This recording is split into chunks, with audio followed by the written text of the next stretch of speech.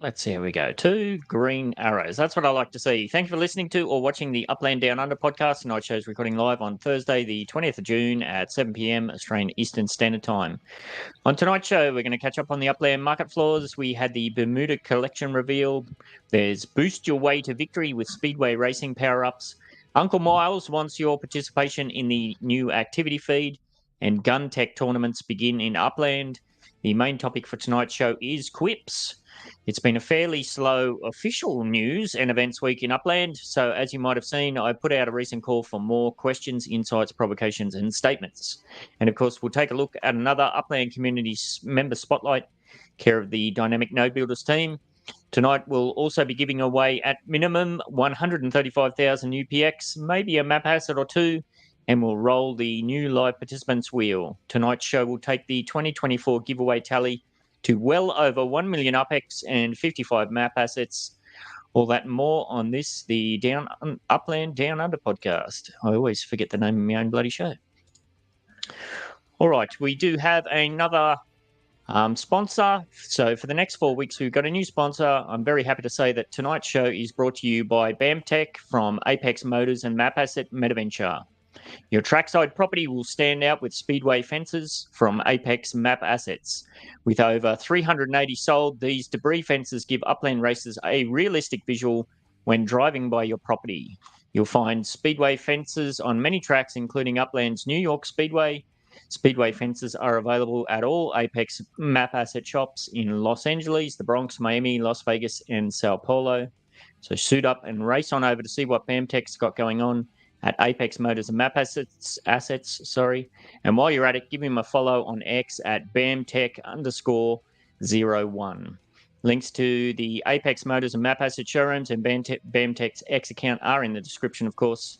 And you know what that means? A new show sponsor means some new opportunities for you, the listeners and watchers of this show, to go into the running for some additional epic prizes. More details on that later in the show. All right, if you're wondering how you can take part in the live stream of this podcast, I dropped a link to the live stream in the NBA server each and every Thursday night, about 15 minutes before we kick off. And that's about it. You can keep an eye out for my X feeds and whatnot. And I need to go and find the disclaimer, probably important for tonight. Here we go. Warning, this podcast is produced by Metaverse Ventures Entertainment, contains unsolicited and heavily biased opinions which are solely the views of the individuals involved. Absolutely. All right. How are we doing this evening? I am not too bad. How are you? I was just saying before we got kicked off, my throat's a bit gravelly again. So see how we go. See if I last the show. Probably be a long one. We've got a fair bit to cover, so see how we go. How about you, Bueller Man? How you doing? I'm fine. If I unmute, I can talk. Yeah, I'm fine. A bit disappointed about some technical issues on my end, but beside this, I'm fine. Yes, and I will say, if you didn't see, I've been spamming it everywhere, so hopefully you've seen it. Buellerman and I are going to get together about this time tomorrow night, actually, for a chat, and I put the call out for questions. If you've got any questions for Buellerman about any of the stuff he's got going on, send me a DM on Discord or X or something like that. You'll have to get those in quick because I'm getting up in the very early AM to collate those. So, yes, you've still got a little bit of time left, but not long. So hurry yourself up. All right, if you're wondering how you can take part in the live streaming of this podcast, I dropped the link to the stream. I already said that, didn't I? So we've done that. What am I doing? I've lost the bloody plot here. Let's just forget about all that and go straight into the market data. Now, Swirly Man, how'd you go with the numbers this evening? Did you find hundreds and hundreds driving you crazy to get them all sorted out? No, there's not been a lot of change over the last few weeks, to be honest. It's the same names so I'm getting familiar with them, so I can sort of just skip them and go straight to the names that I do know, such as Freaky Man's got a lot at the floor in some cities. So it makes it easier when you bounce straight to it and see what that is. So it's not too bad, but yeah, it's starting to get long in the tooth, and as we get more cities.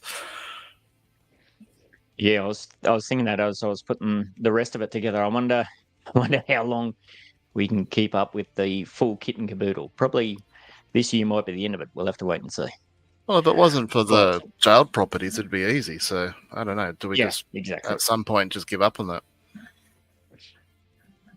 Well, yeah, there's a lot of work to go through and manually check them, or would you just say bugger it and you just report what's there? Yeah, I don't know. Tricky one, that one, because it's the juice ain't worth the squeeze in some respects. But anyhow, what do we got going on? 90-day averages down 1.6% on the trading volume, down 1.9% on the transaction volume. Unique active wallets down a whopping 16%, back under 60,000. Total unminted properties, 511 properties minted through the week. That's probably numbers not correct because we still had those past properties come on, so there would have been a lot minted that kind of conflict that, I would guess. Total properties for sale up by a smidge, up 543. USD floor markup. Now, I had a quick look at this before. Look at this. Kansas, 22%. London, 23%. LA, 23%. Nashville, 22%. A lot in the low 20s now. Tokyo, 23%. Wow. Still only Rutherford holding green. Fresno, just under 94%. Manhattan, 60%, pretty much 59%. Staten Island, 61%. Everything else, light red or heavy red. I forgot to do this last week. Your best bet at buying for UPX to flip for USD, at least according to the data, is Sao Paulo. Buy for $6,399, sell for $3. There's just billions there at the $3 floor, though, so be a pretty tough sell, I would imagine.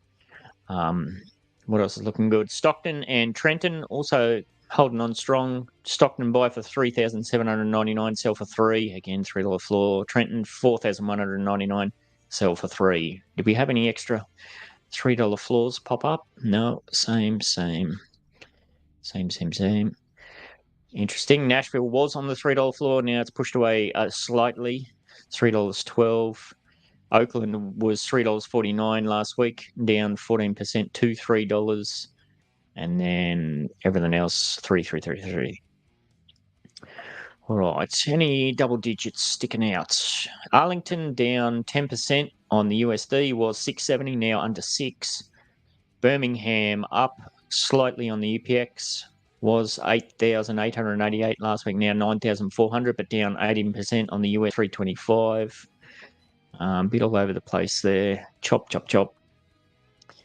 New Orleans up almost 12% on the UPX, was 6,700 last week, now 7,500. Oakland getting smashed on both the UPX and the USD, was $3.49, now $3 on the floor. And then slow, down 22% on the UPX, was 3,845, now 3,000.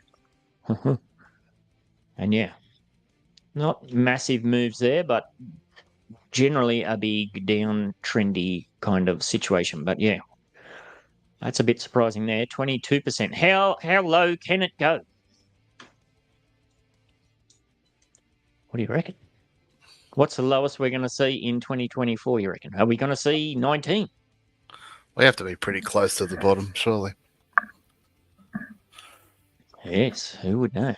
I would have thought that when it was in the sort of low 30s, I thought we're close to the bottom. So I don't know. That's still fantastic buying opportunities. I believe in Upland, so I'm still buying. So, yeah. Yes. Speaking of opportunities and buying, how'd you go in the Bermuda collection reveal? I personally didn't buy anything, so I didn't go well at all. You didn't even think to go over there and get a little bit of FOMO action going on? I was saving $2.1 million to buy a collection property in Washington that's now no longer available. So I might go over there and grab a couple. Yeah. Did you want to mention that? We were kind of talking about that before we got kicked off. It's neither here or there. It's not a bad. It's a good thing, I guess. Abdullah, who hadn't bought anything for several months, all of a sudden snapped up a bunch of collections. At least in Washington, I assume he'd probably done the rounds and picked up a few elsewhere. But yeah, there was a collection property that I had my eyes on that I'd been trying to save up for, that 2.1 mil, and I got about halfway and it's gone. So yeah, that's good. So there's plenty of other collection properties to collect. So I'm not dirty by any stretch of the imagination. There's obviously Yes. orange and purple collections available in. Actually, I think there's even red available in Bermuda. So I'll have a look down there later on. Yes, apparently there was a few people celebrating having some big USD sales come through as Abdullah came in, and Yeah, I believe he's got all of the collections. So good on you, Abdullah, and good on everybody who managed to flip for a healthy profit. So yes, as part of that spree, I think there was two big. What do you say? There was one there, 37 million UPX. I think there was another one there, close to 36 as well. Snapped both of those up. Imagine the dividends on them. Holy moly! Yeah, it was like quarter. Insane. What was it? I forget now. Because I pointed out to you back in the day, as I said, it was even outside your budget, 37 million price. Yeah, I think it was like 5-6 million a month or something stupid. But yeah, it would have been nice, but long way off. It was worth more than my whole portfolio put together. One can dream. One can dream. Yes. So Bermuda Collections neighborhoods. I happened to, on the Bermuda release, I happened to mint, I think it's the southern coastline. So I minted all up along there. I got a whole bunch of properties there. But one of the, I think it was the Harbour Road, that kind of cleaned up. If you were lucky enough to get some along there, that you would have done really well. That was, I had a look at it last night, actually, when I was doing some more selling there myself. It was a real finicky one for the property. Looks like it's definitely on Harbour Road, but it's just not. It's just got the different address. That was kind of really crazy. Did you see anybody complaining about that sort of stuff? Usually there's a bit of it kicking around. I didn't see it, but I think we've been around long enough now to know better to check an address. So, yeah. I mean, looking at that here, this might be a Chapel Road. Yeah, so that makes sense because it's on a corner. Yeah. But then you've got, where did I see? There was a couple of unminted ones.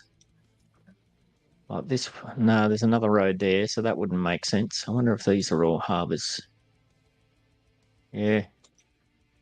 I don't know, there's a few funny ones. I won't be able to find it now, of course, but yeah. But yeah, all of those collection properties, you'd be loving it. There we go. Look, there's one I minted. It might be here, actually. Yeah, look at this one. So you look at that, and you'd think that's got to be Harbour Road for sure. But it's this one, Lovers Lane. Yeah. So how do you access that? That must be their driveway coming up here or something weird. There's one there. Look, 6.3 mil. That'll do you. It's going to be a while before I can afford that. Probably like never. Yes. Yeah, this might be where I was looking too. Look at this one, Harbour Road. But that's 13 Paget Close. Well, there ain't even a Paget Close written on there, unless that's what that road there must be. But it'd be pretty easy to FOMO into that thing, and it's Harbour Road. That one is. Yeah, but if you're spending $4 million, I think you know how Upland works. Yeah, as I said, there's still some red stuff there. It's just outside of pretty much everybody's price range. Yeah. Nah, not everybody. Well, not everybody. If he's going to spend the net worth of my whole account within blink of an eye, he's going to gobble all this up too. Yes, absolutely. Yeah, that one, you'd think that was on there. But, all right. How about you, Bueller, man? Did you get anything over there? You avoided the FOMO? I just minted 3 in, what's this paper? A limited Paget? Yes, I don't know how to pronounce it. Yeah, I minted 4 properties there, flipped 2, minted another one, and now I'm maybe spent 20-25k UPX for them. So not as much. I'm okay with it. Only a few props to get the collections and goodness. Yeah, that's what I've kind of settled on that myself. I've got one there for a potential showroom, even though we've pretty much don't think that showrooms are going to come. Yeah, but the city hall in Bermuda will be finished before in Washington ever started. Yes, who would know? All right. So what else do we have? Oh, what did you think about these racing power-ups? I know I've been talking in DM with a few people about these. Swally, there was a few things that stuck out to you straight away about them. First thing, the cash one won't sell at all. Not when there's USD. Not when there's UpX ones at the same price. So maybe they'll sell 5. I don't know. But yeah, to me, I would have expected these to be in the extras column and just always available indefinitely, not limited of 500, which I'm assuming will happen. So maybe they're just trying to get the cash in on the FOMO to begin with, and then transfer it over to just because I can't see this going away ever. You wouldn't think so, unless this is going to be like maybe they're going to do this is with the special Series 1, and then they're going to do Series 2, or I don't know. But if you're buying these, surely it's to use them, not to stick them in your wallet as mementos. But I'm sure plenty of people will do that. Yeah, another end of gambling as well. Yes. Now, something else we were talking about is you were saying that these numbers must have been adjusted for the they're definitely adjusted. Structural elements. I don't know whether they've reduced how many they had overall, but they're definitely, because they're all nice even round numbers to begin with. Whether they've taken half of them away or something, I don't know. Trying to initiate that FOMO. Yeah, when there's only 20 left out of whatever, but yeah, I don't know what they're thinking is there. I didn't see an announcement, whether I just missed it, I don't know.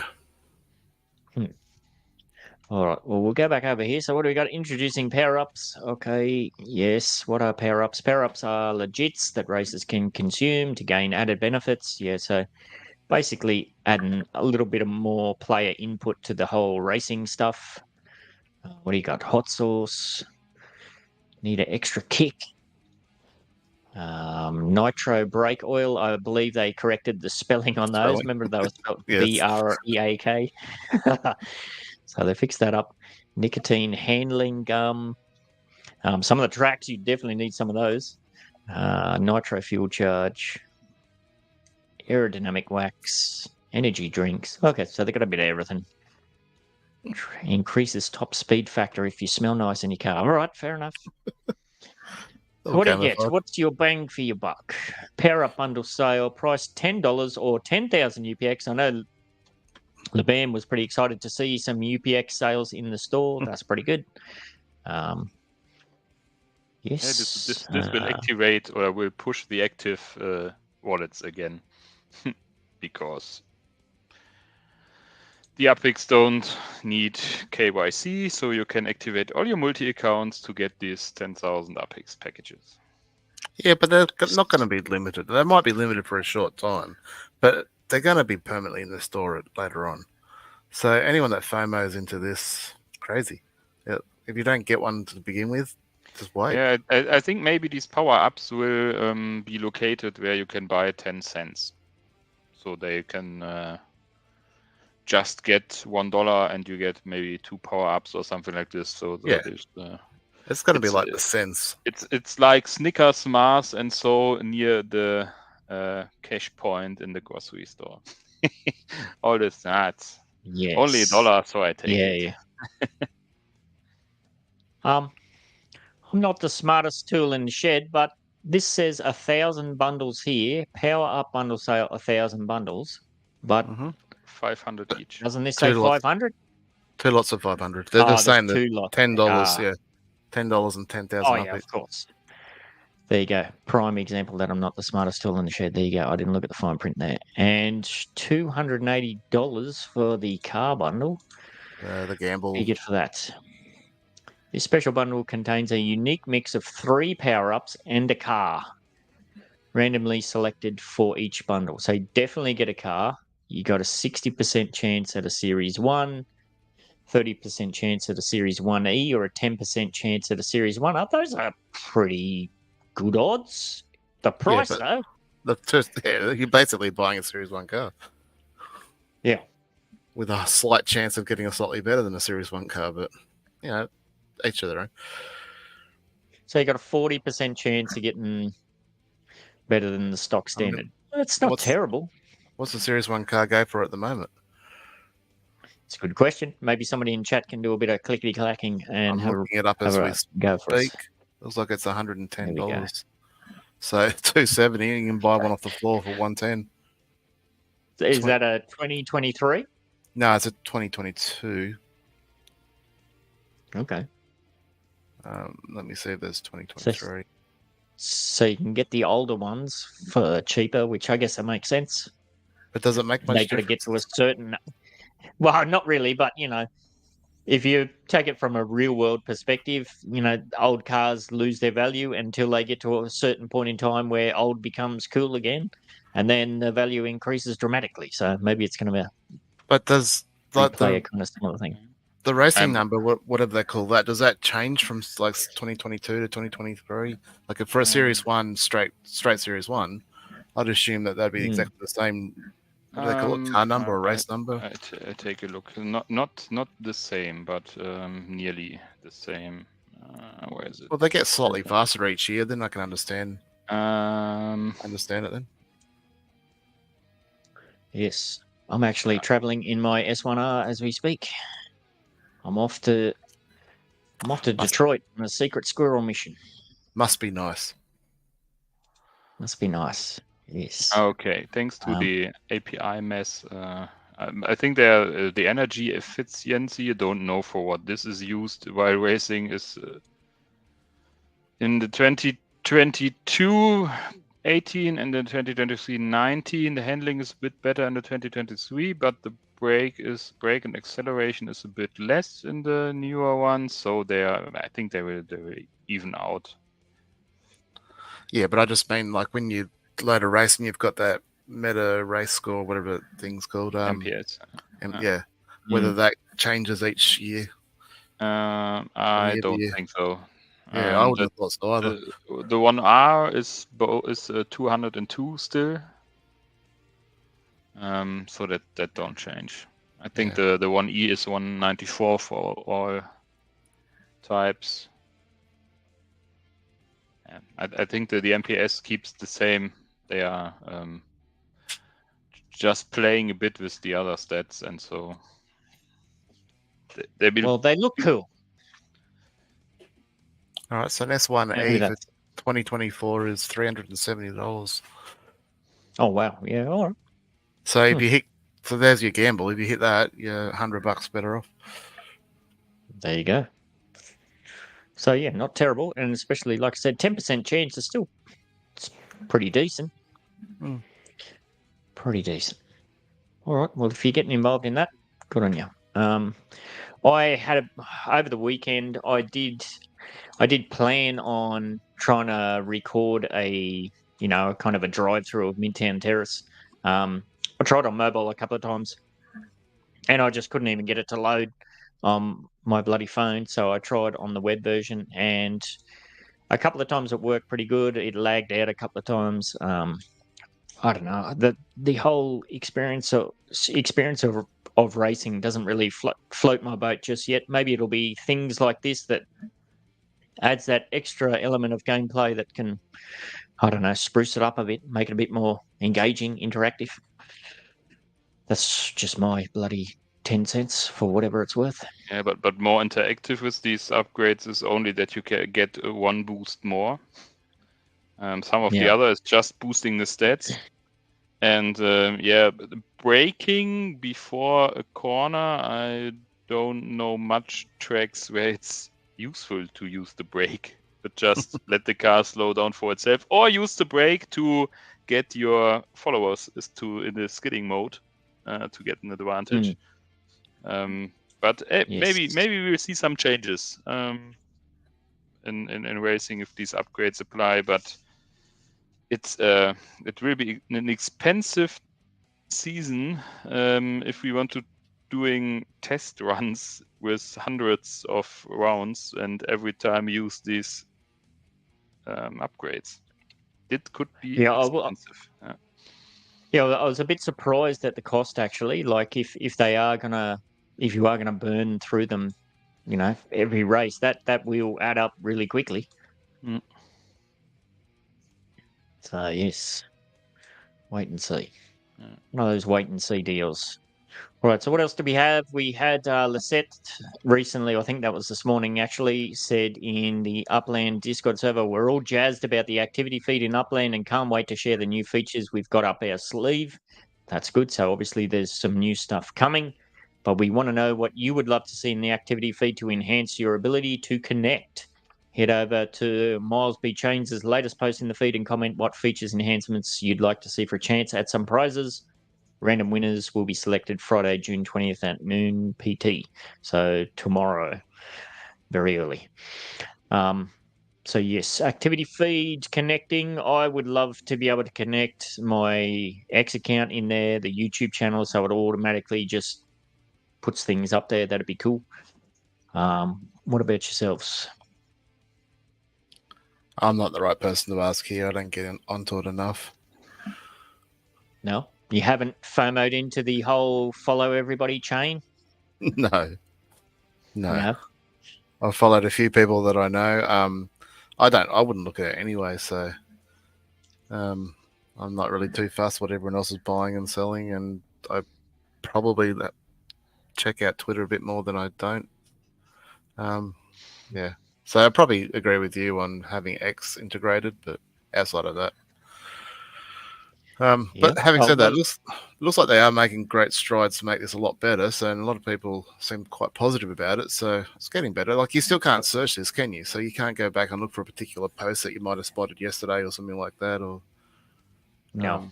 If you remember from who the post was, you can just go over the profile from him. Yeah. If you remember, yeah, that's right. Yeah.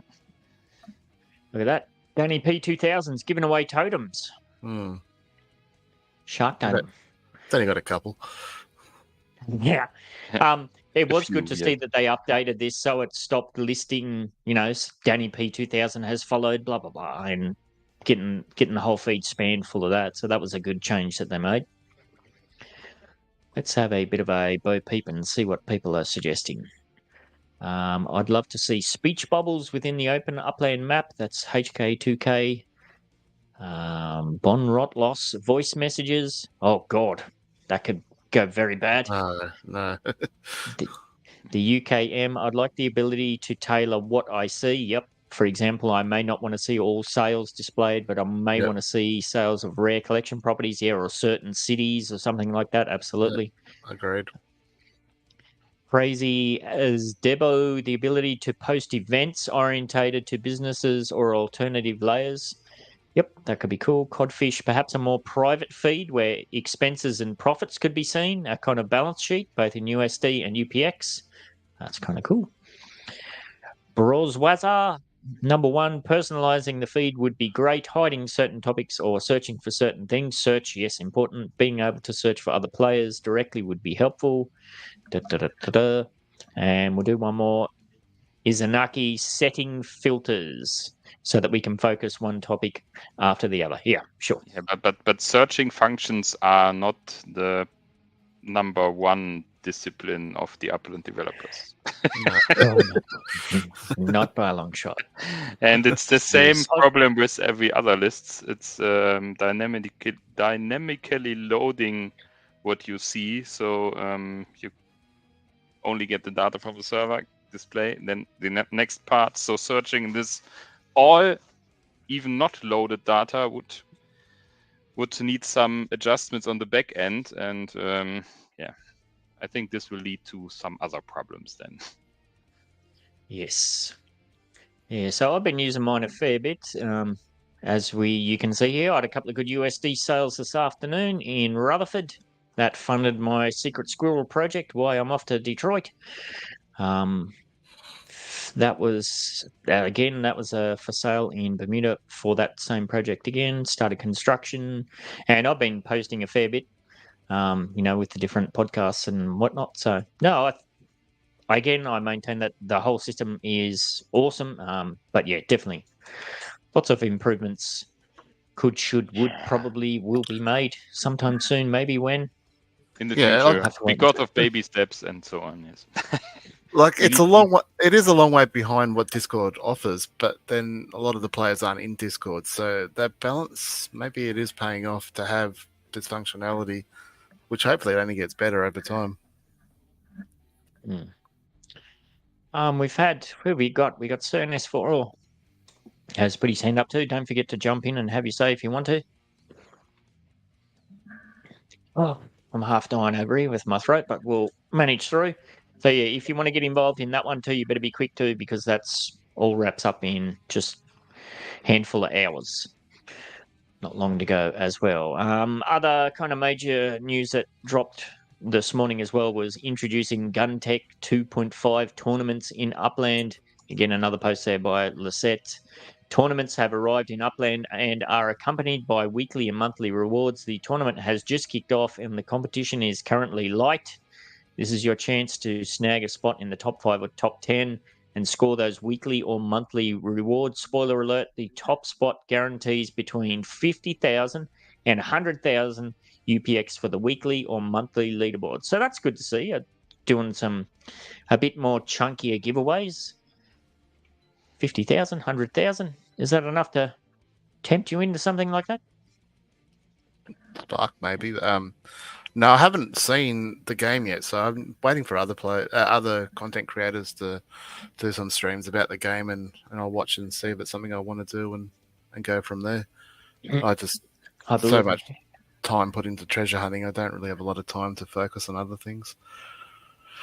Yeah, I believe, shout out to Mr. Alan C. I think he may have done a video about it. Oh, sorry, that would have just blasted you if you're on there. So Guntech 2. That's just the trailer, is it? Very much. Yeah, it seems to be old school kind of bullet hell shooter sort of thing. Upland. And then I believe there's download for iOS. I think wasn't Elslack? I think he was playing around with it and he got to a certain point and it looked like you had to pay for it or something. Yeah, on iOS. I think on the Android from the Steam account or something, it was like $15, I think. And then they couldn't get it to work, or they couldn't get the NFTs to register or the account to link or something. I can't remember what they were saying. But I'm sure they'll figure those issues out. I'm definitely going to check out the iOS version, see what it's all about. So, but we all missed out on buying the packages when they announced them at G Week. So I don't know how that affects the gameplay or the ability to get into the top few to win those prizes. So I'm not going to go and spend hours playing this game knowing that someone that's already bought the packages is going to kick my butt. I'm not saying that's the case. I just don't know whether it is or isn't. Yeah, that sale didn't even register on my radar. By the time I realised what it was all zapped up. People must have went ham and just gobbled them all up. There was only 100 of the major one, which I think lasted 8 minutes from what I saw someone say. And then the cheaper version lasted a little bit longer, but again, it wasn't announced. I don't even think there was a push notification. So I think most of it was snapped up by those that were there, and there might have been a few alert people that were. There was I did see a post on Discord that said bye, and I saw that, and I didn't know what it was about, so I didn't FOMO into it. And by the time I started to understand what it was about, it was already too late. Yeah, do you know, are they for sale on the secondaries anyway? Probably. Yeah, I don't remember seeing it, but I wonder if you can play it. Is it a case of you can play the game without those? That was just going to be an extra kind of benefit or something. Don't know. No idea. Yes. No idea. All right. We'll check her out and see how we go. Well, as I said, it was very kind of quite official news kind of week, apart from those sort of little bits and pieces. So you may have seen that I put the call out for some more QIPS. So if you missed out on getting the QIPS in for this week for what we're going to do tonight, don't forget that if you have an Upland-related question, insight, provocation, or statement that we can dive into on the weekly Upland Down Under podcast, there is a link to the QIPS Google form in the description. Click on that, have your say, and if you include your in-game name in your submission and we use it on the show, you win yourself some kind of prize. And here's a bit of a tip. I've absolutely cleaned house. I've gone back through and got all of the ones I can. We're going to try and get through as many of those we can tonight. So, yes, if you did get a QIPS in, you're in for a fairly good shot that we'll probably use it in next week's show. So, yes, Thank you to everyone who did take up the recent QIPS call to action that I did put out. Everybody who did so will be receiving 5,000 UPX per account for your efforts, plus all of the submission names, including the multiple submissions from the same Uplander, on a new wheel and ready to have a crack at winning an additional 50,000 UPX total. And I've got a couple of Samurai Aquatics and Decor map assets there to give away too. Reminder, before we dive into all of these, none of the following is financial or game strategy advice. You should most definitely do your own research before considering acting on the ramblings of some very biased Web3 talking heads. All right, now normally I just rattle these off, but because there's so many to go through tonight, I have kind of put these up on its own little separate doc thing. So I'll bring that up. If you're following along, that might help guide things as well. Now, shout out to Laban, who I had him patched in here twice for the single QIPS, and he quickly gave me the heads up, and I sorted that out. So thank you, Laban. All right. Now, some of these, I would say too, some of these are old ones, some of these are new ones. So some of them might not be super contemporary, but nevertheless, people put the effort in to put them through. So we'll go through it and see what we got. All right. Press the wrong frickin' button. Here we go. First up, we've got CERN S4. As part of true ownership, will locked up Spark in Upland become transferable to an external wallet as Sparklet? For example, there are about 1,000 accounts back in the day which received 6 Spark each due to an error. Good point. And some players have some locked Spark for smaller errors. In addition, I'm not quite sure on the mechanics of jailed players' Spark, but that may also be of curiosity. Is there a duty for Upland to allow what is becoming a crypto to be usable and be released from being locked in-game? Good one. A couple of important things there. As part of true ownership, will locked up Spark in Upland become transferable? Well, I don't think so. I think the transfer mechanic for that, it's all going to be Sparklet. So you would have to think, especially as you've mentioned, those 6 Spark, that was like, I remember DJ Shorts back in the day did the math on that. It was some bonkers USD equivalent number. Correct me if I'm wrong, but I think it was in the millions worth of Spark that was dished out. Surely they've got a roadblock in there that's not going to be able to be moved.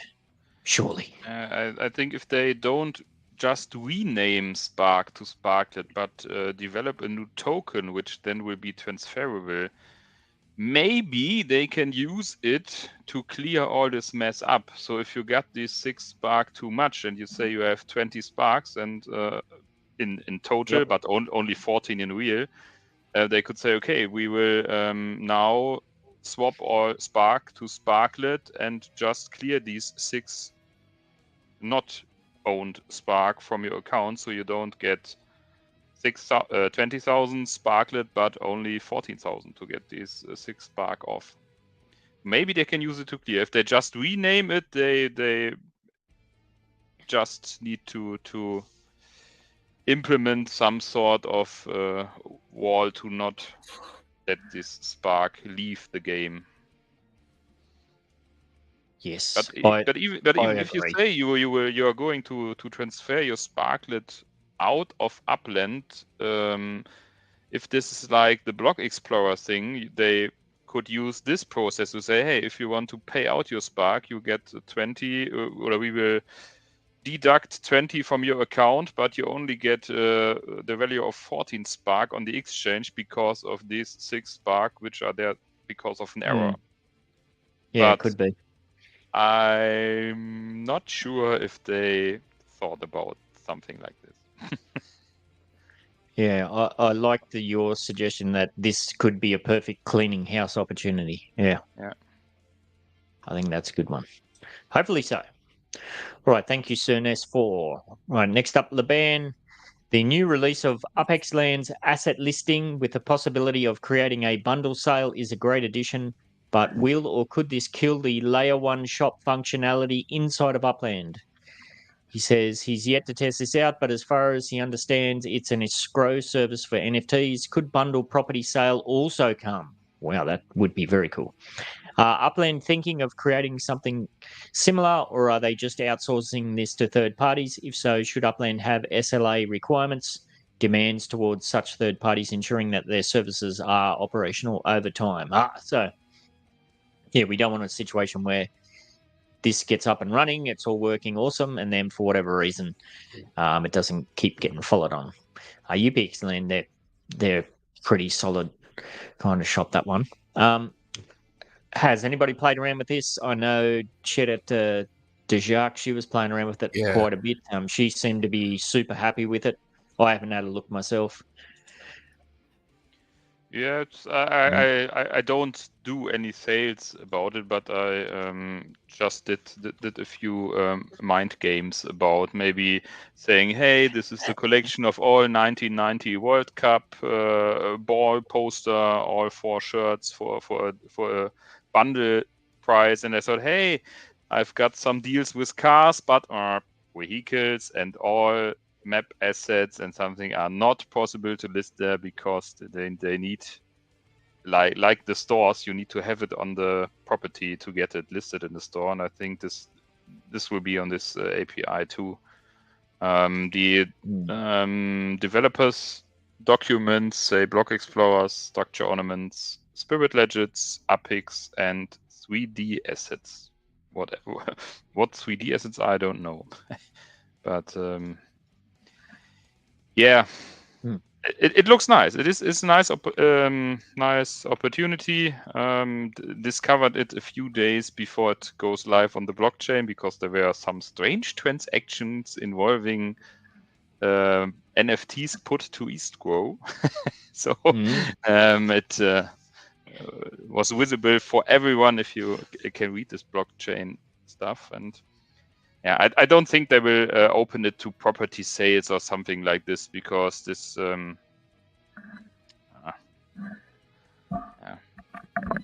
kill the layer 1 shop functionality. Yeah, maybe. That's exactly where I think it should be going to, though. I'd love the idea of being able to sell a house with a fence around it, maybe a swimming pool in the backyard and a statue in the front yard or a letterbox and all that sort of stuff. That's exactly where it should be heading towards. Yeah, I think this is all on the roadmap from Upland itself. And maybe even a structural ornament on top of that as well. Yeah. Block Explorers, Essentials, Structure Ornaments, Mementos, Jackie Size, Spirit Legits. Okay. Yeah. Pretty cool. Beulah, man, when you played around with it, because I'm not signed in here, was there search functionality? Like you said, whatever you said with the soccer legits, could you search that and it just brings up your inventory, that everything that matches to that? Or is it still manual? It was early in the morning. Just take a quick look. Yeah. Nice. This has been coming for a long time. Yeah. There's a keyword search where you can.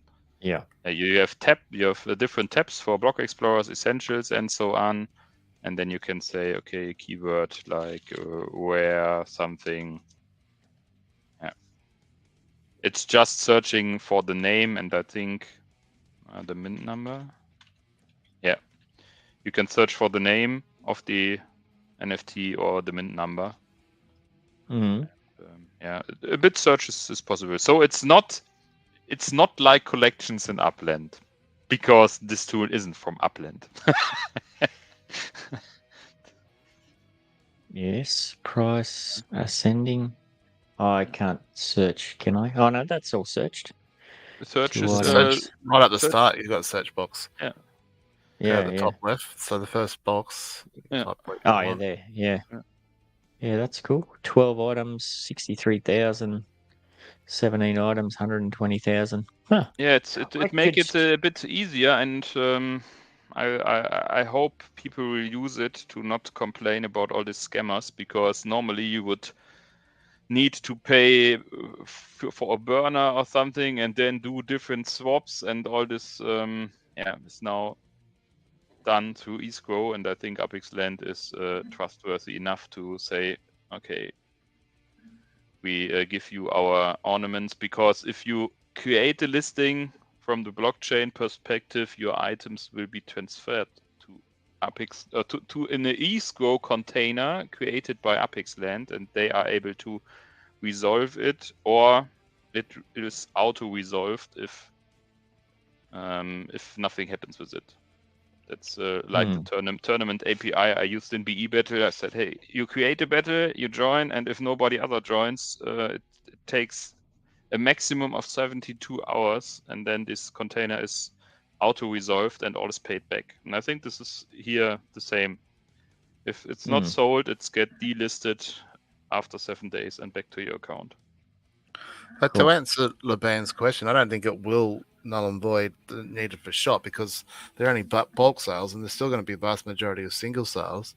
But it gives him the option, like he's selling his assets there at the moment for about 4K each. So he might put all three up for sale at once in a bundle for, say, like 9 or 10,000 UPX. That gives him more options. But it will kill maybe the sub-merchant features, because I don't need to find any shop owner to list my NFTs if I want to sell them, and then wait for them to approve them and then pay an extra fee. But you pay for Apex Land a fee too. I don't know. All right, but we have someone with us that's got a shop in every single city. So, Ben, how many sub-merchant requests do you get? Well, you can't do sub-merchants. Well, you can't do direct sub-merchants for map assets like you do with block explorers. It has to be somebody, like if you said, hey, can you list them for me? So I think that's the roadblock for why the map assets aren't included in that, because, the same with... Well, but then structural ornaments are, and that's a crate, and that's on a physical location. So I don't know. Watch this space. Yeah. Yeah, well, I hope so, because that'd be awesome. Imagine being able to list like your full series of your map assets. If you've got a series, you could have a discount for buying the full set and whatnot. So that's stuff that we always used to do, but it was a lot of manual. Pay attention for the price you set for this bundle, because I'm sure there's some sort of sniping bot already active looking at. It's. I think there may be some sort of auto refresh of the page or something like this. Not as easy as the Upland API if they don't block your IP from where you're from, but yeah, that could get bad pretty quickly, couldn't it? Yeah. A full Samurai Aquatics, if you say you want 100k for it, and just put a comma and not a dot, or a dot, and instead of a comment it's going for 100 UPX, you will be a bit disappointed, huh? And it's gone. Yes. All right, good one. Thank you for that. We'll move on to the scientist, who says, I'm wondering again and again why Upland makes such a secret about their numbers. Well, any numbers. They have us do the onboarding work, customer care work, etc. on Discord, and also in-game chat now for free. Yellow guys don't do anything lately. Laughing emoji. But they don't even give us the feeling that our time is well spent. Latest example, my 4 centimeters chat with Swell. They want us to do all their work, but don't consider us partners. How long will that work? I did click on that, but it took me to the Miles B Chain page. I got a different page when I clicked on it. Here we go. Yeah, here we go here. So the scientists have said Upland reaction to user feedback. We've got Borat sidestepping somebody. Squall says, you mean me responding to a very specific piece of feedback from just one person that has no proven set of circumstances to back its use case, along with not being especially pertinent to the person given the feedback? Oh, gosh, that's a mouthful, Squall. No point in flogging a dead horse. I think Nubex joined in. They were talking about flogging dead horses and dead cows, and flogging a dead horse with a dead cow. It got a bit bizarre, and I thought, I can't deal with this. I'm going to go do the dishes.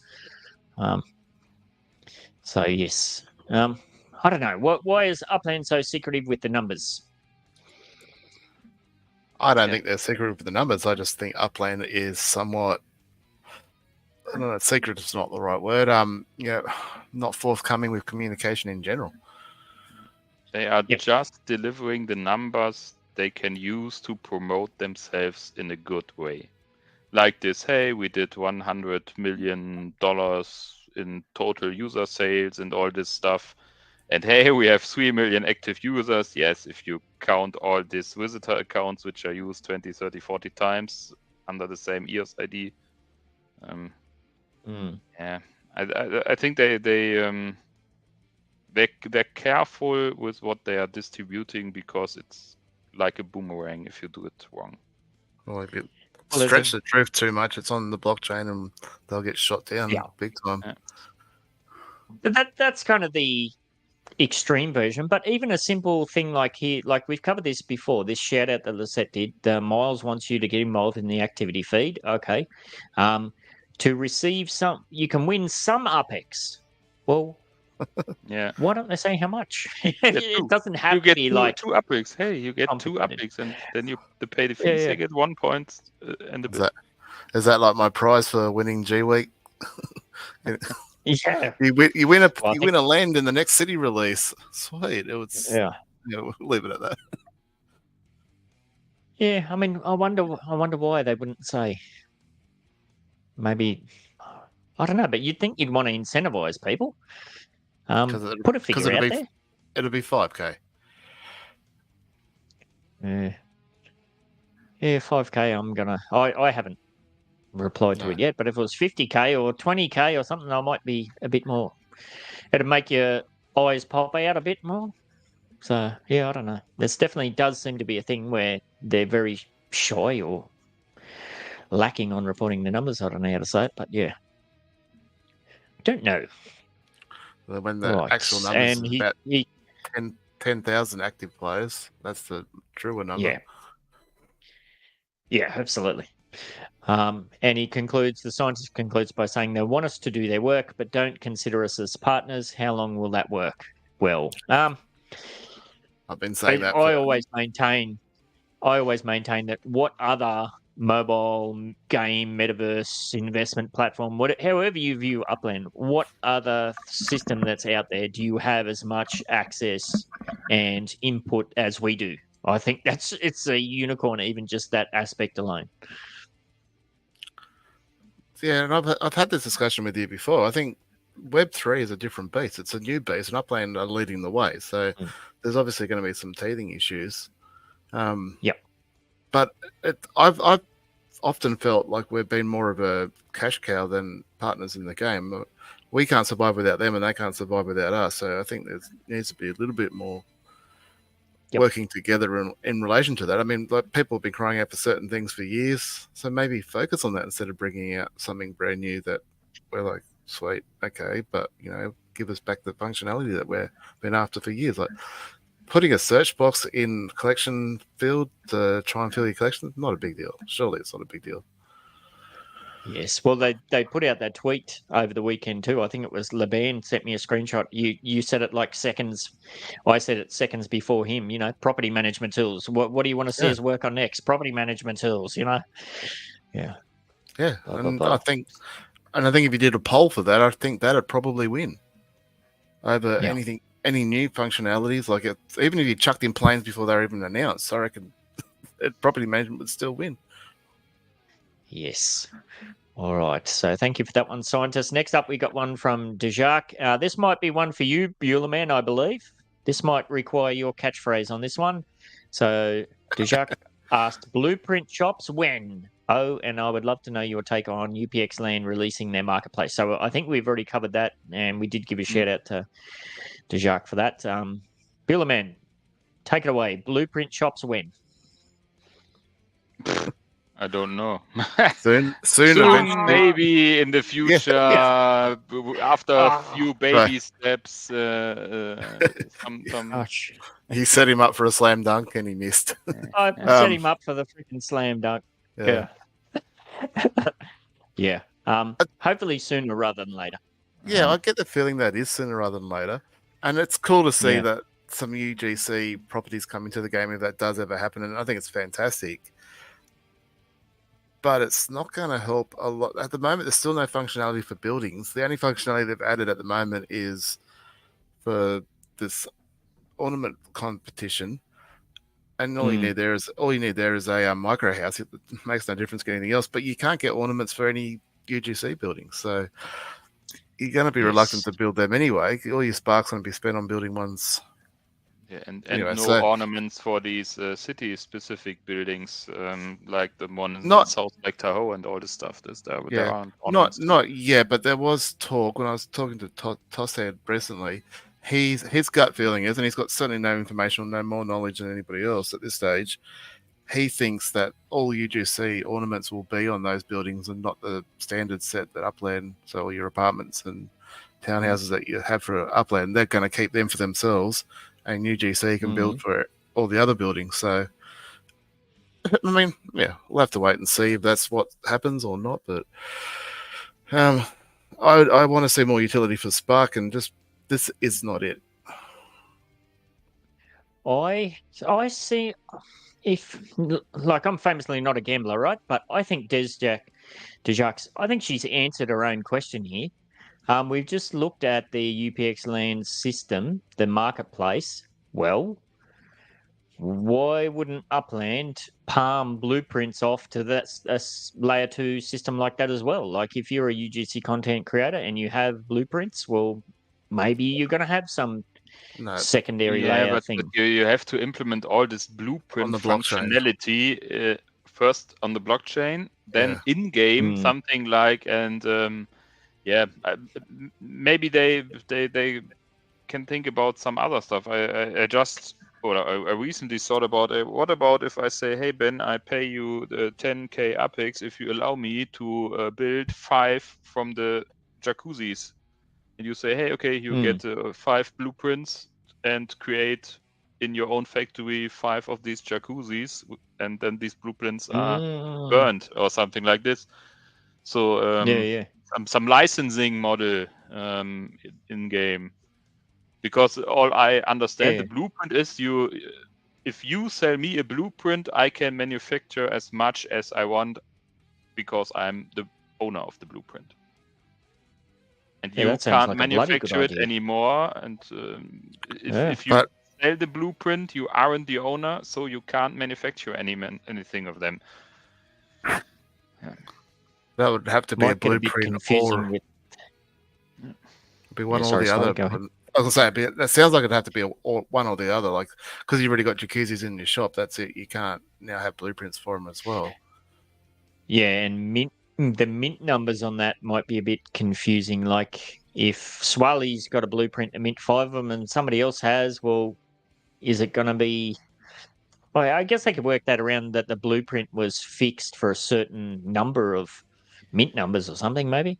Yeah, but I think because all this we are now doing our thoughts about, they will just release something completely different so that you can only sell blueprints which don't have something manufactured from. And if you buy a blueprint, you can manufacture it, but you aren't able to resell it because of all these things just are in our heads with the mint numbers and all this stuff. So they say, hey, keep it easy. Maybe soon in the future we will just enable some of this functionality, but as we are doing baby steps, we are doing the easy way first.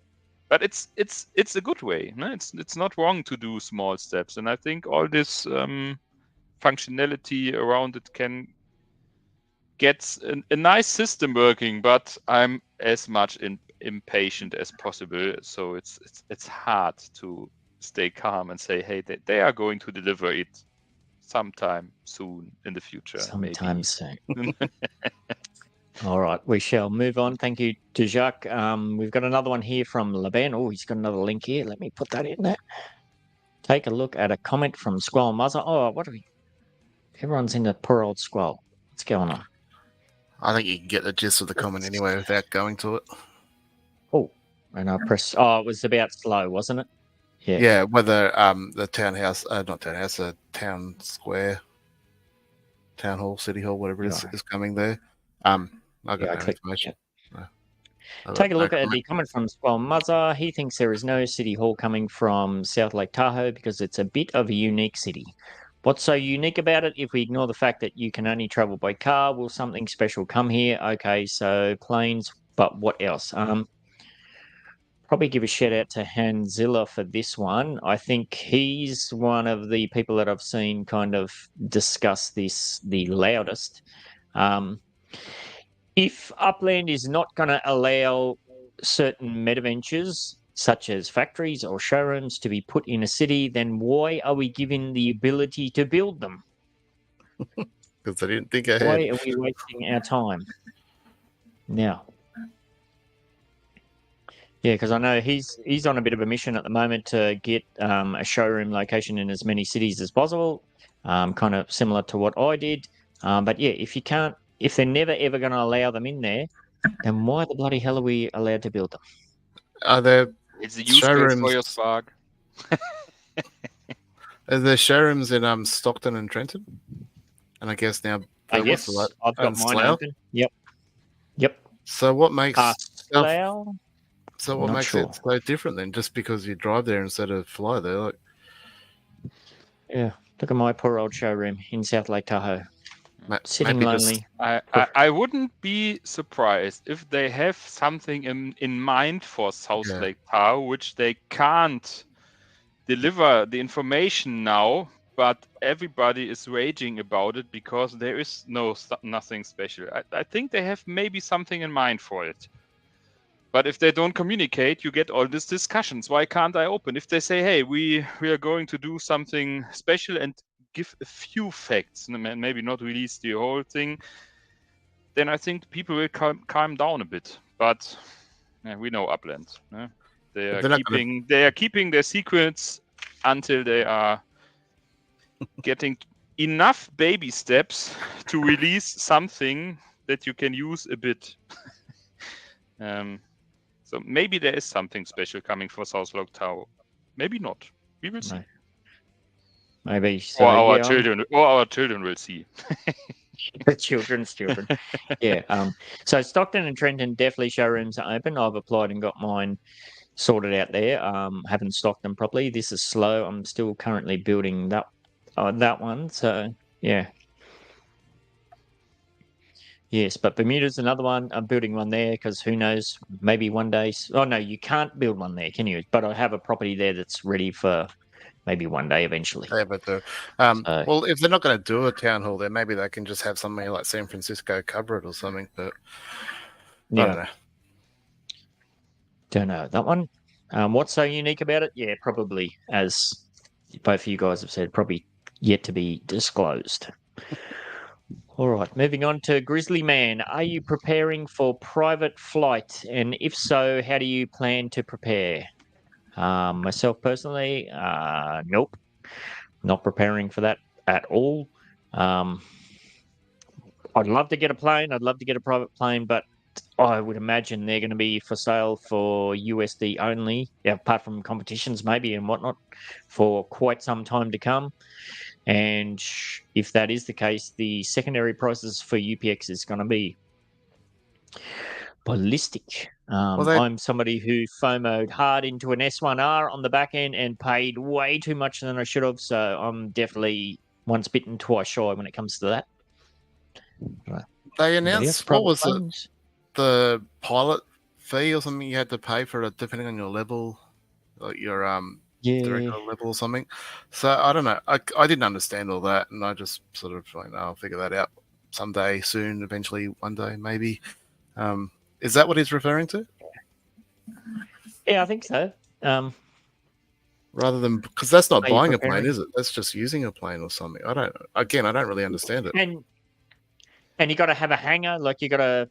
From what we understand, you can't just put it on your bloody property like a map has it. It's just all over my head. Yes. I don't know. Bueller Man, interested in that? I'm owning 2 private aviation lots. Are you? But don't know what to do with it yet.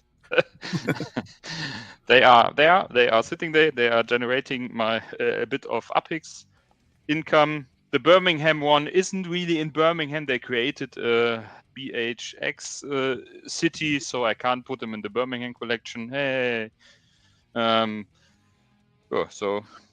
maybe soon we will get some more informations.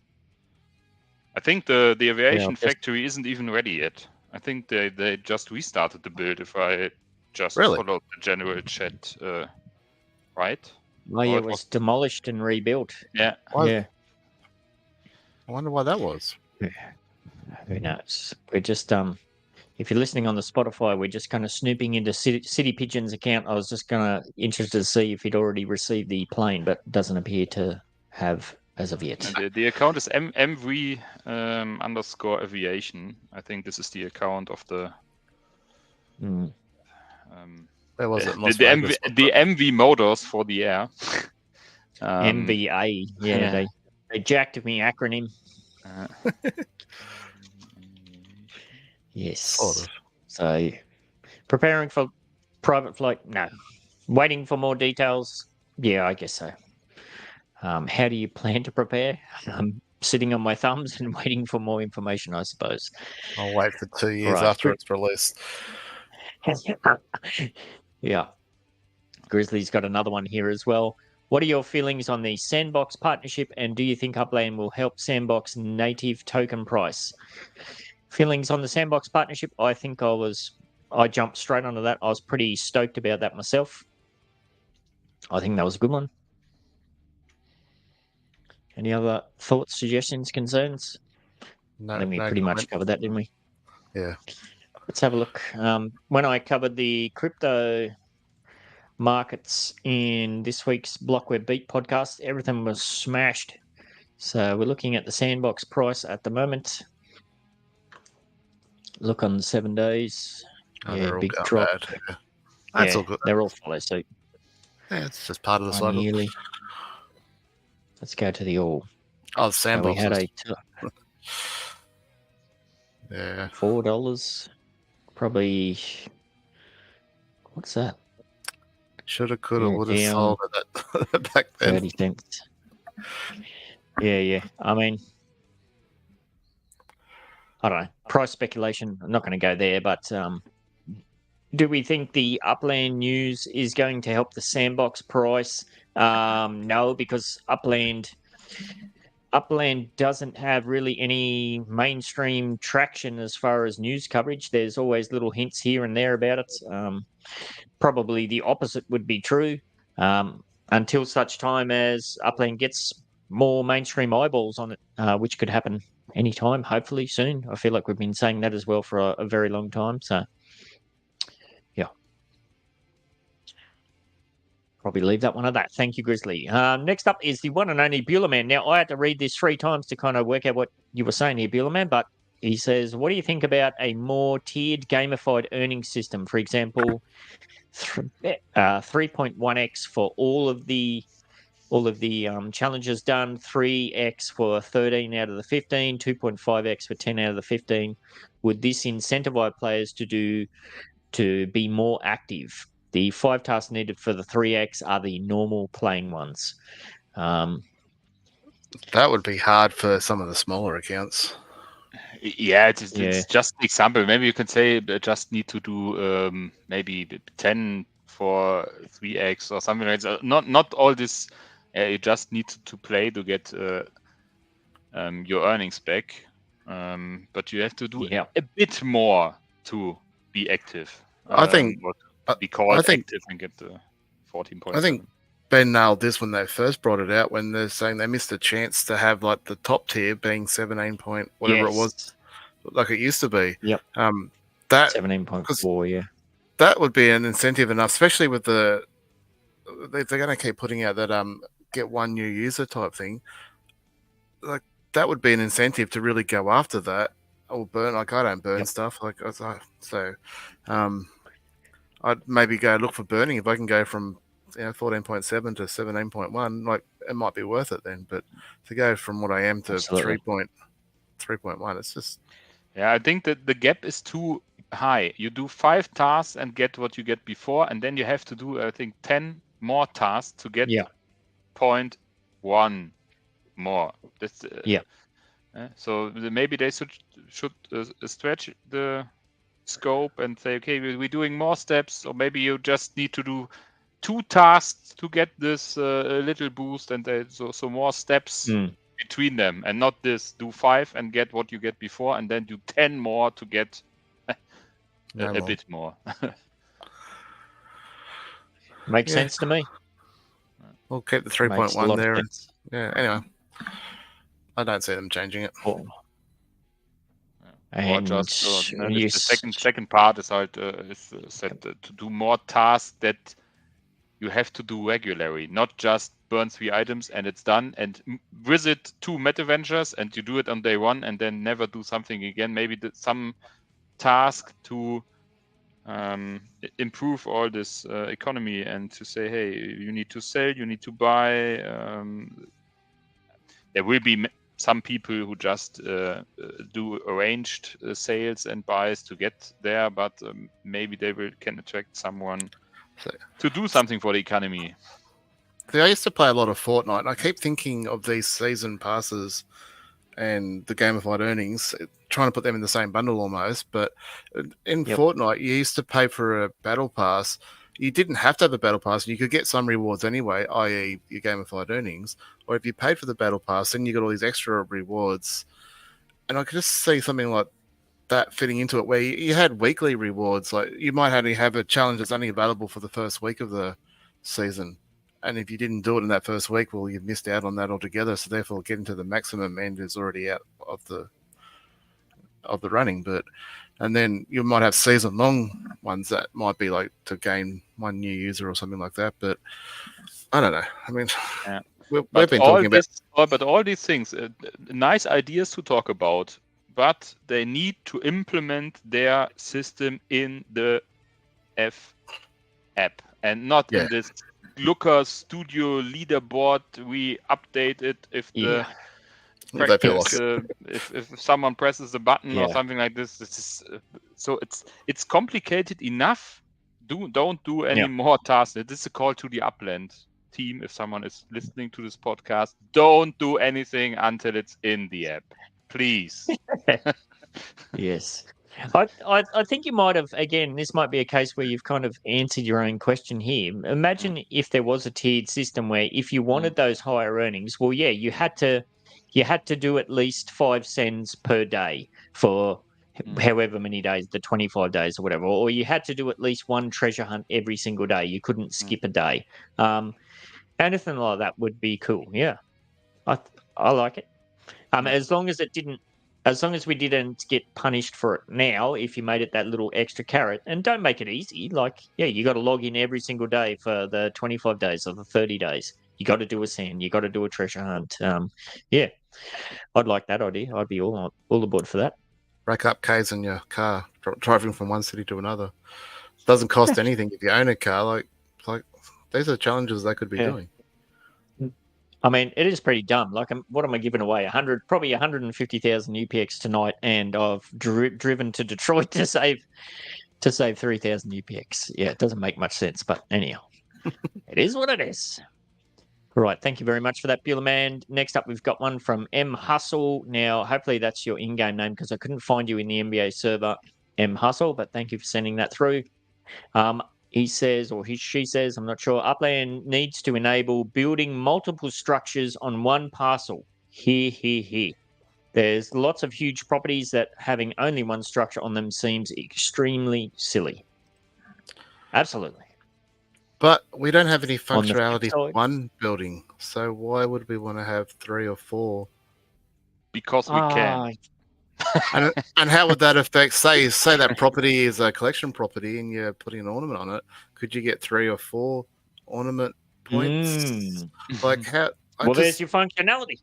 Yeah. Well, yeah, but I mean, and that would also reward bigger buildings, but then, bigger plots of land. But then you just go and build 50 townhouses on, not townhouses, 50 micro houses on the one big ass block of land.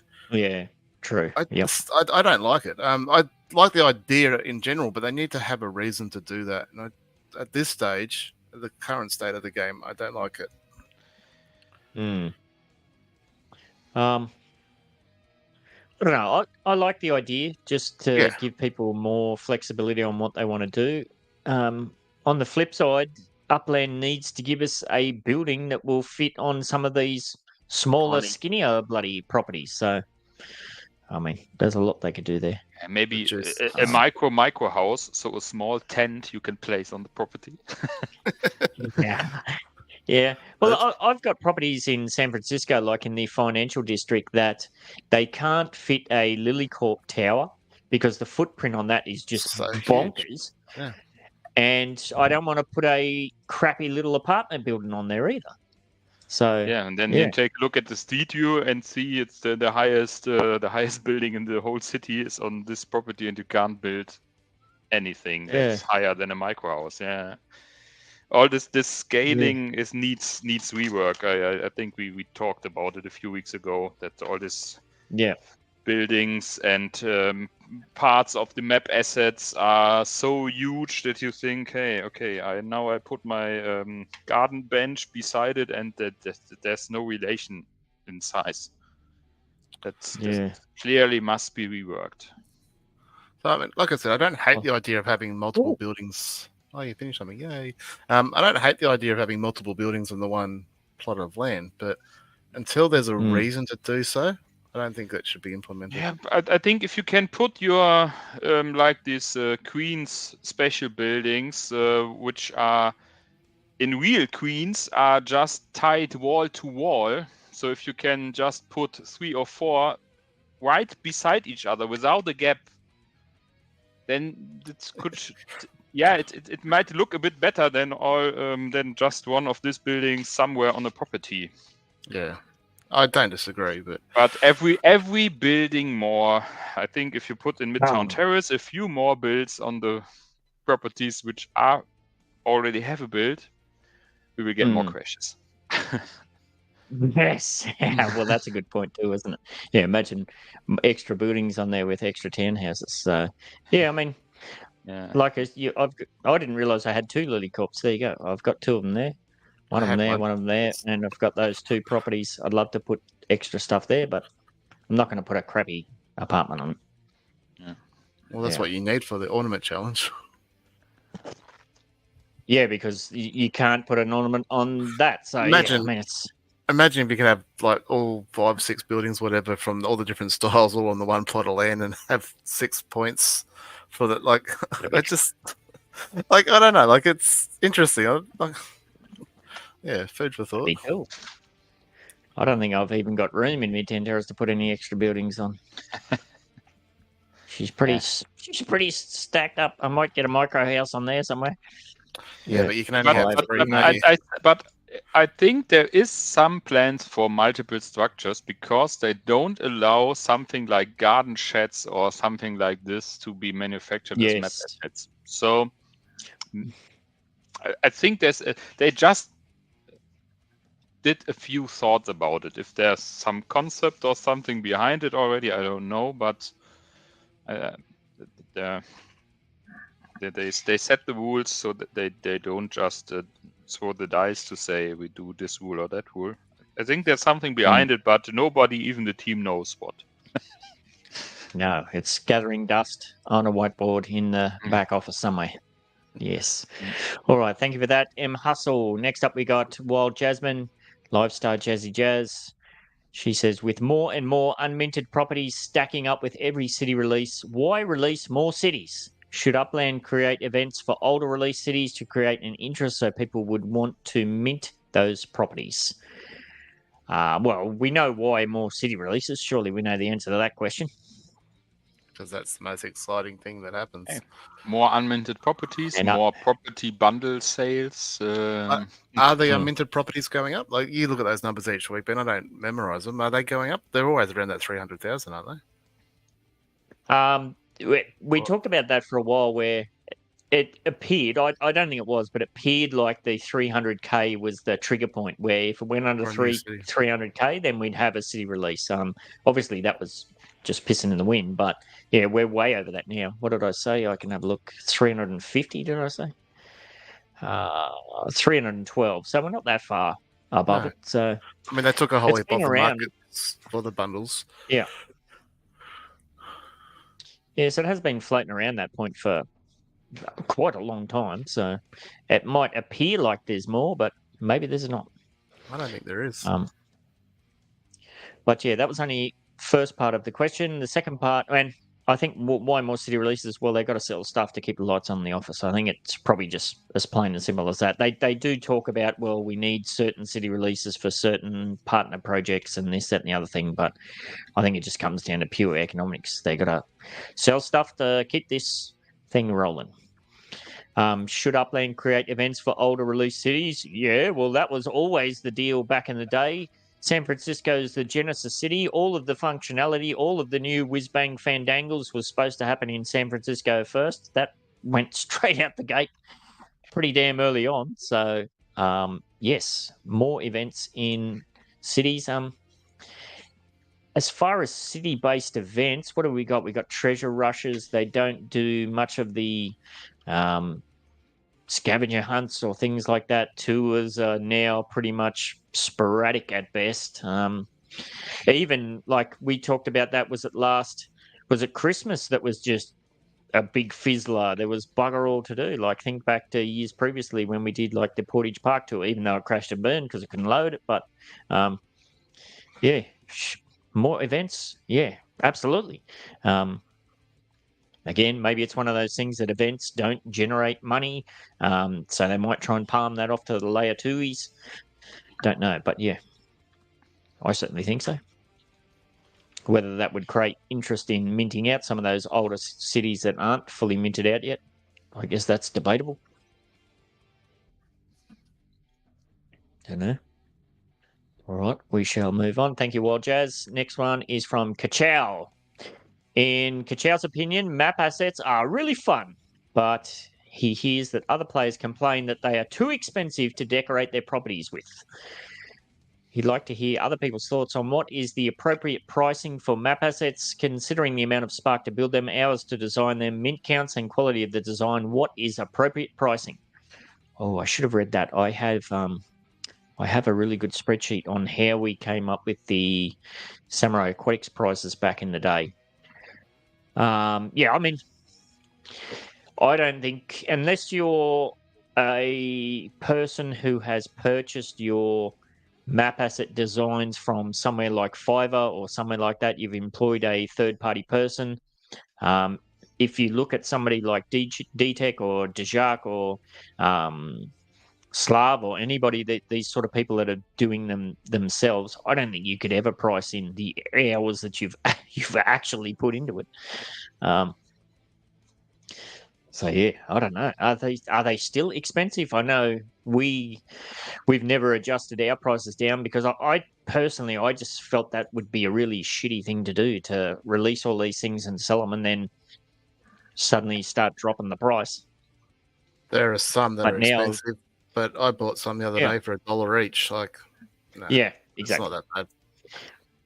Yeah, and we talked about this way back in the day too. We were part of the first wave of map assets. We knew that more and more people were going to come into the space, which was going to lead to not really a race to the bottom, but I guess that's what it is. You know, I was looking to somewhere, some of these tiles and things like that going for couple of $100 UPEX.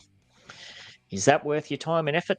Maybe it works out. I don't know. There's not much time and effort goes into banging up a couple of tiles that are different colors, so maybe that is worth the time and effort, but not as far as moving the bloody things. That's not worth it. Well, that's still a manual process, so yeah, I don't know. But yes, how do you come up with the prices? Each to their own on that one. What is appropriate pricing? Well, I don't know. I know, Samurai Aquatics, we've probably had... Actually, I got to do the numbers this weekend. We've had a couple of sales come in recently, but we might have had maybe 10 sales in the last 3 months, something like that. Again, I've got showrooms everywhere, but they aren't stocked properly. They aren't set up, so a lot of that's on me. But, yeah, I don't know. Tricky one. All right, we'll move on to the vulgar uplander himself, Mr. L. Slack. Now, I think he gets a bit juicy here. This one, he says, with the recent revelation that you and others in your position can buy city releases and sell low for USD, how do you see that affecting the ecosystem and the game as a whole? Do you see this as a good thing for the game, or do you think it could have a negative impact? His personal opinion, which I can leave out if I so choose, of course I won't, is that this is a net positive, being that it debunks naysayers that say you can't profit and shows what is possible. However, I do see how it could have some negative implications if selling low becomes the standard, which it clearly is, as we covered at the start of the show, and continues to tank USD prices for folks competing to make a buck. However, he thinks it would take a lot more than a few big players to make that kind of long-term impact. He concludes by saying, thanks for the show and hope this sparks some good conversations and debate during a slow week. Yes. Yes, so we're not going to dive into that whole thing that's played out on the weekend, but yes, I kind of maintain, we covered that last week's show, I believe, if I'm able to convert a certain amount of UPX into USD every city release, well, yeah, I'm going to do that. Why the hell wouldn't I? As for how this affects the entire ecosystem, that's my the question. Thought on this is quite simple. No single player, maybe Abdullah, maybe Dizzy, but no single player can tank the floor on their own. It takes a lot of people to, talk about what happened last week. The price was already set at the low 30s to begin with. It's a simple supply and demand ecosystem. That's what it comes down to. If there's not enough people wanting to buy the stuff, it's like every player in the game would love to be able to mint something for say 10,000 UPX and sell it for $10, but sadly there's just not enough demand for that. A few years ago you possibly could have done that with some of the city releases, but not at the moment. To think that any one player could, or even a few players, like it's the vast majority of there's too many people minting and trying to convert their UPX into dollars. So that's just what it is. Like, hopefully more players come, and that's what it is. It comes down to needing new money in the game. If Upland doesn't continue to grow and have more people come along and build up that demand for these properties, unfortunately, it's just going to keep going down. Absolutely. Well, even Abdullah, Dizzy, myself, or anybody else or who previously had a lot of properties, you're roadblocked because you can only list 20 at a time. So the thinking that it's just silly. Bermuda came straight out of the gate at 40% USD markup. If you look at some of these, 22% in Kansas. All right, let's go and have a look at old mate Kansas City USD markup. Right, let's see what we got going on here. What happened? Wigged out. Come on, you can do it. So we've got Blancheski. That name rings a bell. Sturgius, that definitely rings a bell. Schmuchy, don't know that name. There's a whole bunch of names in there that I don't know. 24%, 25%. The floor there is heavily established below 50%, you would say, by dozens and dozens and dozens of names. I mean, realistically, if you have a property in Kansas and you want to sell it, if you're committed to, no, I only ever want to sell for a profit, well, gosh, you're probably going to have 500 properties ahead of you on the list there. If you want a quick sale, if you want to sell this, you could list it for 24%. Myself personally, if I came in with a Kansas property to sell and I saw the floor was 24%, I'd immediately list for 23. And I'd check it in about 8 hours, something like that. If somebody had cut ahead of me and went to 22, well, I'd go to 21. That's the game. I love playing that game. That's fun. What was, before we got kicked off, Swally, you were talking about how, kind of discussing how this mirrors the crypto side of things as well. Did you want to touch on that? I think Upland's a little bit behind the crypto bull run. So I think the best part of the best times for Upland's going to come probably 6 months after the bull run peak. But I think we're just in that lull. I think we're getting ready to, and I think Upland think that too with all what they've been doing. We're in that lull where things are only going to get, I would assume and hope that things will only get better over the next 6 or 12 months. And now could be an absolute fantastic time, especially for new players, to be buying stuff at upwards of a quarter of the price of what, I mean, you're getting effectively, what's that, a 4x multiply without it being a collection property. Yeah. Why wouldn't, like, if you believe in Upland, like I do, why wouldn't you be buying stuff if you can afford it? Yep. So, anybody else sadly, got thoughts, suggestions on that one? Sorry, mate, I cut you off there. No, I was just saying, sadly, demand's not there at the minute, which is the only negative at the moment. Yep. But hopefully that'll change. Yeah, the other thing that doesn't seem to be taken into consideration is clearly Upland is okay with this situation. Otherwise, they would have done something about it. They would have put a minimum percentage list fee or something like that. We have a $3 USD floor. Didn't Upland just sell a whole lot of bundles at under 50%? Yes. I mean, yeah, exactly. Well, we talked about this at the start of the show. Like, how low can it go? I think we're definitely, unless crypto turns around big time within the next 6 months, I think we're going to see a under 20% before the end of the year. I'd bet a few something or others on that. Yeah, it's good buying. I don't know, like that demand's got to come in at some point. Like, it's hard to look at a property at 20% that's just sitting there and not buy it. Yeah, but when it's across the board like that, it's you're kind of almost spoilt for choice now. Like, what have we got? We've got 1, 2, 3, 4, 5, 6, 7, 8, 9, 10, 11, 12, 13, 14, 15, 16 cities that are 30% or under. So if you wanted a bargain, well, yeah, you're going to go shopping in Kansas, but then you might say, well, actually, Kansas, I'm not really concerned about Kansas. I might go over to Nashville instead. So, and as we saw, the order charts there's just dozens upon dozens of them. So it's going to take quite a lot to build them up. And look at Atomic Pop. He's a very old Upland account. He's bailing out for 28%. So, yeah, I don't know. There's a lot of sell pressure and not a lot of buy pressure. So what happens in those situations? Well, it's pretty clear to see what happens in those situations. Just like crypto, yeah. Exactly. Well, fingers crossed. Every other black market on Earth. Mm-hmm. What are we saying? Fingers crossed? Fingers crossed it turns around? Yeah, of course. Yep. Everybody would want to be selling for 120% unless you're the buyer.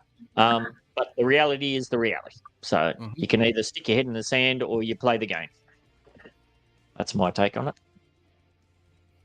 All right, roll on payday. Metaverse and Macmillan says in chat, yes, absolutely. If you are able to take advantage of those, and I think we've got our Dynamic Node Builders Spotlight person on this evening. When we get to that, I think he's a clear example of somebody who's been doing just that. All right, we'll roll on through because we're getting a little bit on for time, so we'll try and blitz through these as fast as we can. Brabant Switch says, what is the mint price per collection that you can go up to and still be able to flip quickly with a decent profit, as it seems even exclusive for 200k mint and 220k sale price don't fly off the shelves anymore? Interested to hear everyone's thoughts on this and how much it would go up for rares and ultra rares, and how much lower the mint price needs to be for limiteds and standard collections. Standards, this makes no difference whatsoever. Even with buildings on them, makes very, very little difference. Limiteds, pretty much the same. If you're talking UPX versus USD, maybe there's some there, but maybe just after the collection reveal, you might do all right there. But big picture and long-term perspective, if even there's a whole bunch of collection properties now that are under mint, so I don't know. What is the mint price per collection that you can go up to? I think you just battle on the floor in many cases. Because there's such a disparity between the UPX price and the USD price, it doesn't make a whole lot of financial sense to go for those collections when you can get a far better deal just buying USD under mint. So, I don't know. That's my take. Swally, anything to add on that one, or anybody else? Honestly, I think the only game plan at the moment that most players, in my opinion, should have is to buy for long term, not short term. So my main focus is anything I buy is either for a treasure hunting map or for a collection to hold at this stage indefinitely. So if your goal is just to flip and try and make profit, well, you're not going to. The floor's 20 to 30%. Simple as that. So either buy and build for hopefully better days, or don't. But yes, unless you can take advantage of the FOMO surrounding pre-collection reveal or just after collection reveal and things like that. Yep, I agree. All right, Cernos4 says, is it a good idea to open up a Sandbox account now in anticipation of details eventually to unfold about the Upland Sandbox partnership, or is it better to wait and see if there is a more calculated approach to entering Sandbox through Upland and or possibly with certain partnerships, incentives, or special known parcel areas of interest? Maybe a chicken or egg coming first type of questions. Yeah, I think I saw him talking about this in general. He raised a couple of good points. I think we had a QIPS about this last week, and I said, well, you might as well get in there and set it up, and so it's all ready to go. But that's a good point. Like, yeah, it might be like one of these Wombat situations where if you signed up to Upland through Wombat, you get all these extra little kickbacks. I know Ace, I think he's the one who gets a lot of good stuff out of that. I don't know. Yeah, 6 of one, half a dozen the other. I don't know what Sandbox's deal is with multi-accounting. Like if you signed up to Sandbox with one email account and that was all ready to go, but then they turned around and said, no, there's this other thing. Can you just cancel it and use another account to sign up? I got no idea. But yeah, I've already got an account set up over there. I haven't done much with it, but yeah. What do you think, Swally? You've already got stuff over there anyway, don't you? I've got an account and some NFTs and stuff like that from a couple of the seasons. I haven't played it for probably 2 years now. I'm not holding my breath on it being anything too fantastic. I think the biggest advantage will be seeing Upland hopefully one day on the exchanges and on the coin market cap alongside Sandbox and the Central Land and anything else, just to get that recognition. Absolutely. Don't see there being a massive advantage. Maybe you get a small NFT or something like that, but yeah. Wait and see. Not holding your breath, put it that way. All right, moving on. Hugh Yang, he says, I'd like to see Upland introduce different models of collection, not only those related to neighbourhoods. The previous Air or Spark collection was a good trial, but sadly they're just temporary collections. One example is if you have several properties with the same name, say Llama in address, you can complete a same name collection. This is just one example of how collection types can be diversified and not limited to its original setup. We have seen these different times, Upland's done that, certain names. They all seem to be temporary though, don't they? So yeah, maybe fixed collections would be cool. Nothing wrong with temporary. I don't mind having just collection maybe every season for the 6 weeks of the season. Just to help encourage those. You got to do the minting and the market buys, so it'll encourage that a little bit. Yeah, but all this collection stuff has a not so good side. I think I read this morning, or for you this afternoon, in the chat that all these flag collections from Washington aren't available in the collections anymore, but they are still paying the collection bonus. Yes, this was the same. This was the same like in Miami. I think there was one of the limited collections or the standard collections which has a way too high multiplier. And only if you break the collection and put it again together, your earnings were adjusted. So if you keep your old properties in these wrong collections, you still get the higher boost because these collections seems they cannot be altered from Upland. So it's all these temporary collections need to be reworked before they are just. I think the DC issue was caused when they accidentally stopped the wrong temporary collection a few weeks back. So whether they fix that up, I don't know. Yeah. Yes. But yeah, use different tags. Don't make them the standard rare, ultra rares and all that thing. Make it have a completely different tag so that all of that confusion gets totally avoided. All right, we'll race through a few of these. 666 says, do you think there will be shops in Upland where physical merchandise can be offered? There already is, kind of. Blue Rain does some stuff. Metaverse of Buck does some stuff. We've got the Hyde Park Ninjas and their coffee brands and things like that. So there is stuff out there, but it's not directly tied into the layer one. So will there be? Yes. Undoubtedly so, I would say. Another one there, 666 says, is there a guide to sends? I tried to treasure hunt in LA, but end up getting stranded due to a lack of sends. Why? Anything to do like that, I think your best bet there is YK 2012. He specializes in that sort of how-to, why-to kind of tutorials. But my theory on this is quite simple. He's just talking about using up his 10 and not being able to collect because they're too far away from what properties he owns. That's the way I understand it. My suspicion, and I don't know this for sure, is that each city has the same number of sends floating around to be collected. And you're talking about one of the largest cities in Upland compared to something like Washington that has, 16 or 18 or 20,000, whatever it was. Both having the same amount of sends. So therefore, in a smaller city, much, much easier to collect them. In a larger city, and I've noticed that this definitely changed too. Back when they introduced the sends that you can buy for $1, I'm absolutely convinced that they reduced the number of sends that were available on the map at the same 100%. time. 100%. Like I went and did my 5 standards the other day, and I struggled to find sends in San Francisco. But this is exactly why London...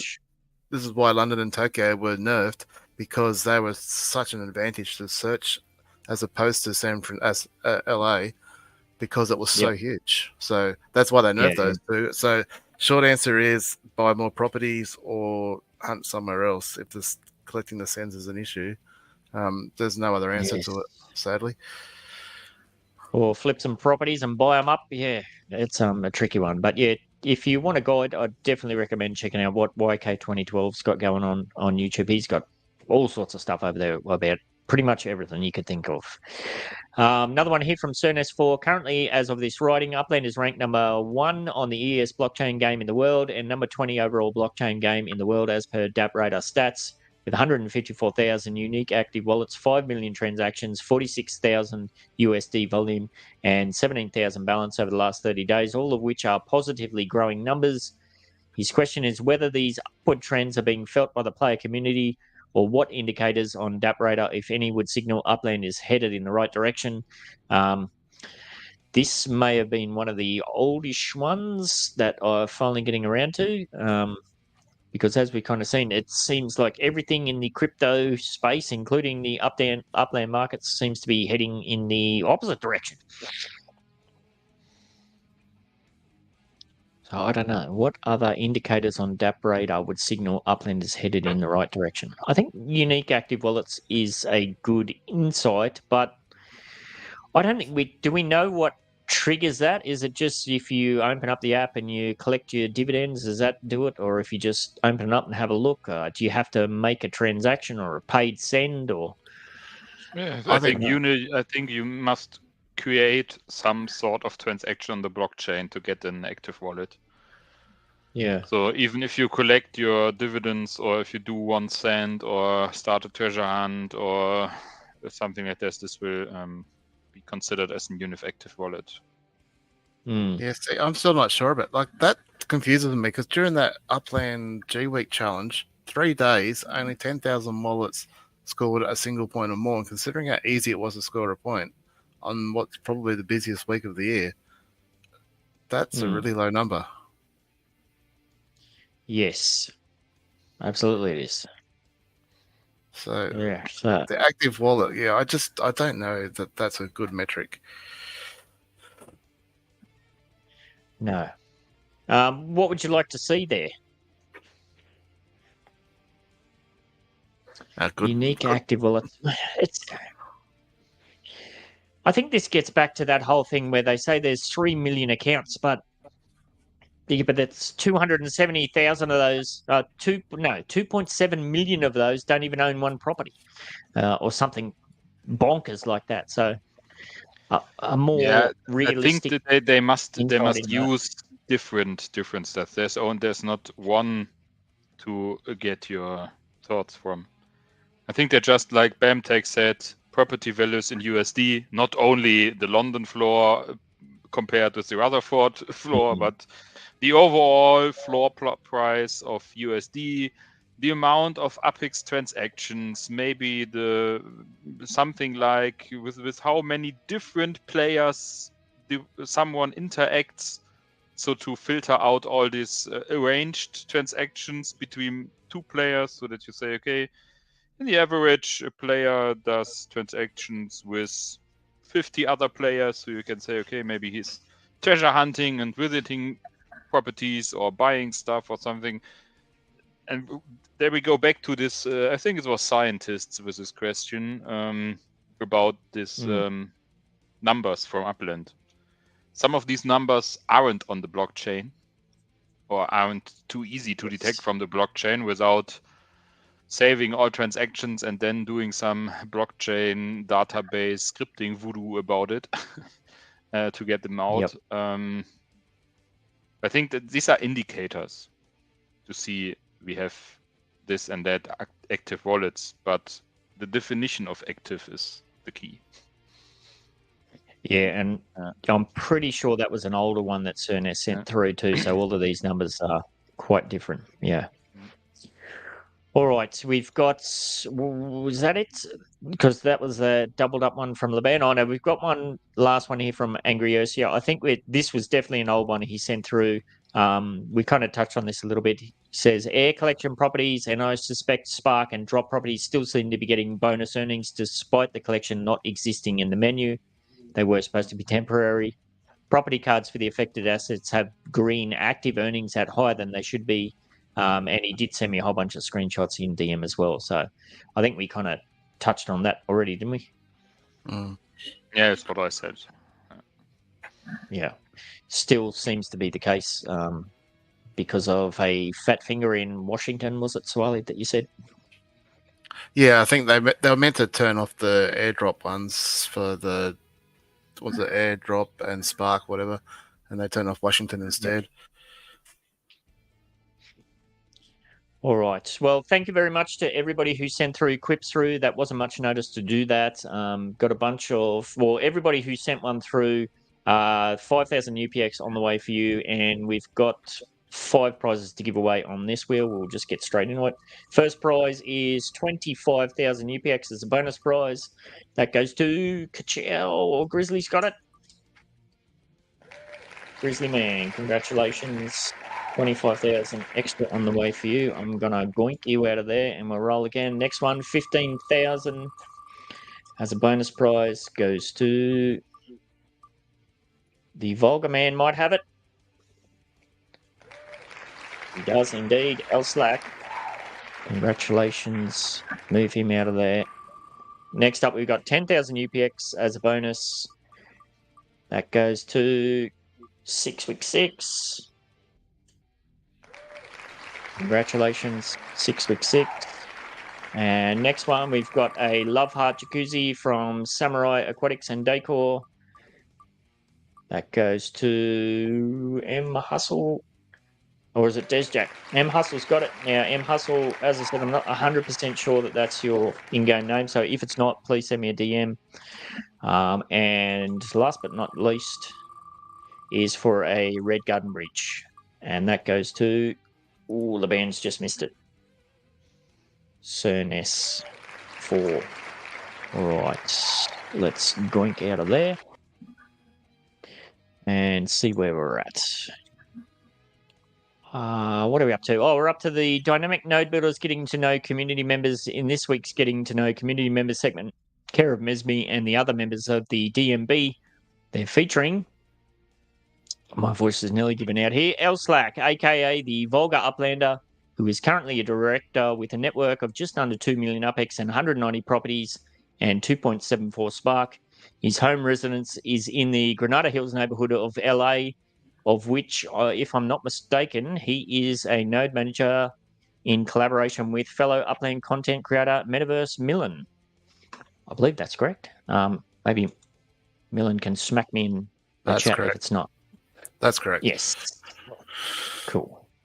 Right, let's go and see. Oh, I'm not on the right thing there. Let's see. Let's go and take a little bit of a sneaky picky at what LSLAC's got going on over here. So, what has he got? 7,276 UPX in the bank, but he's got another 20,000 coming from me, so that's all right.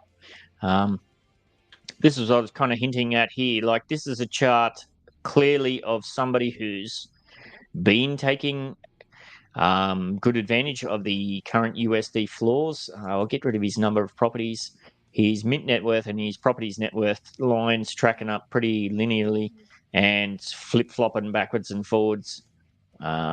Very close together, really. You can see a bit of secondary market action here, but then he's brought it back and very close together there.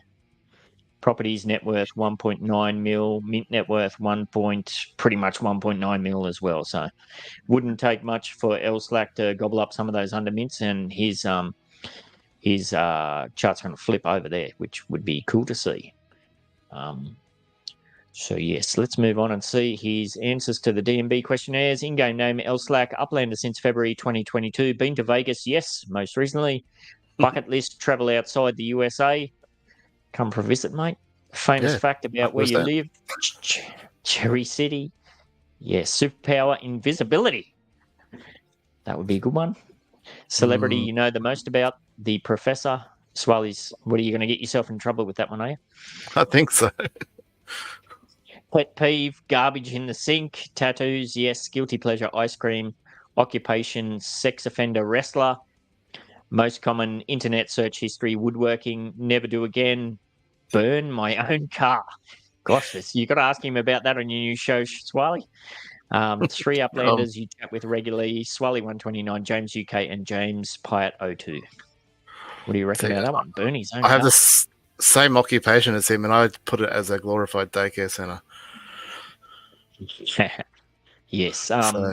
And speaking of which, if you haven't seen, the one and only Swally and the one and only LSLAC have teamed up together for a show. What did you call it? The Neutral Zone. That made me laugh out loud. That one. I like that one. Still working on it, but yeah, that's Neutral Zone because it sort of relates to both our jobs, as well as we don't want the show to be too focused on any particular topic. We don't want it to have like a structure or, there's already enough content out there with different creators going over the news and explaining all the different announcements and stuff like that. So we just wanted to have Uplanders just chatting. And if it's about Upland, happy days. If it's about other things, we had a bit of a chat about poker at one stage, a little bit of crypto. Like it's just Uplanders hanging out, really. That's what we're hoping to achieve. And yeah, so I'll leave it at that. But yeah. Yes. First episode is up on the Vulgar Uplanders YouTube channel now. Go and check that one out for sure.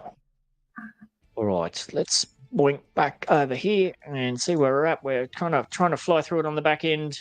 Shout out to Jay Sawyer, I believe he's out on the tractor. He said there's not much news happening, but please don't make it a short show because he's got a long drive. So shout out to you, mate. It's actually a super long one.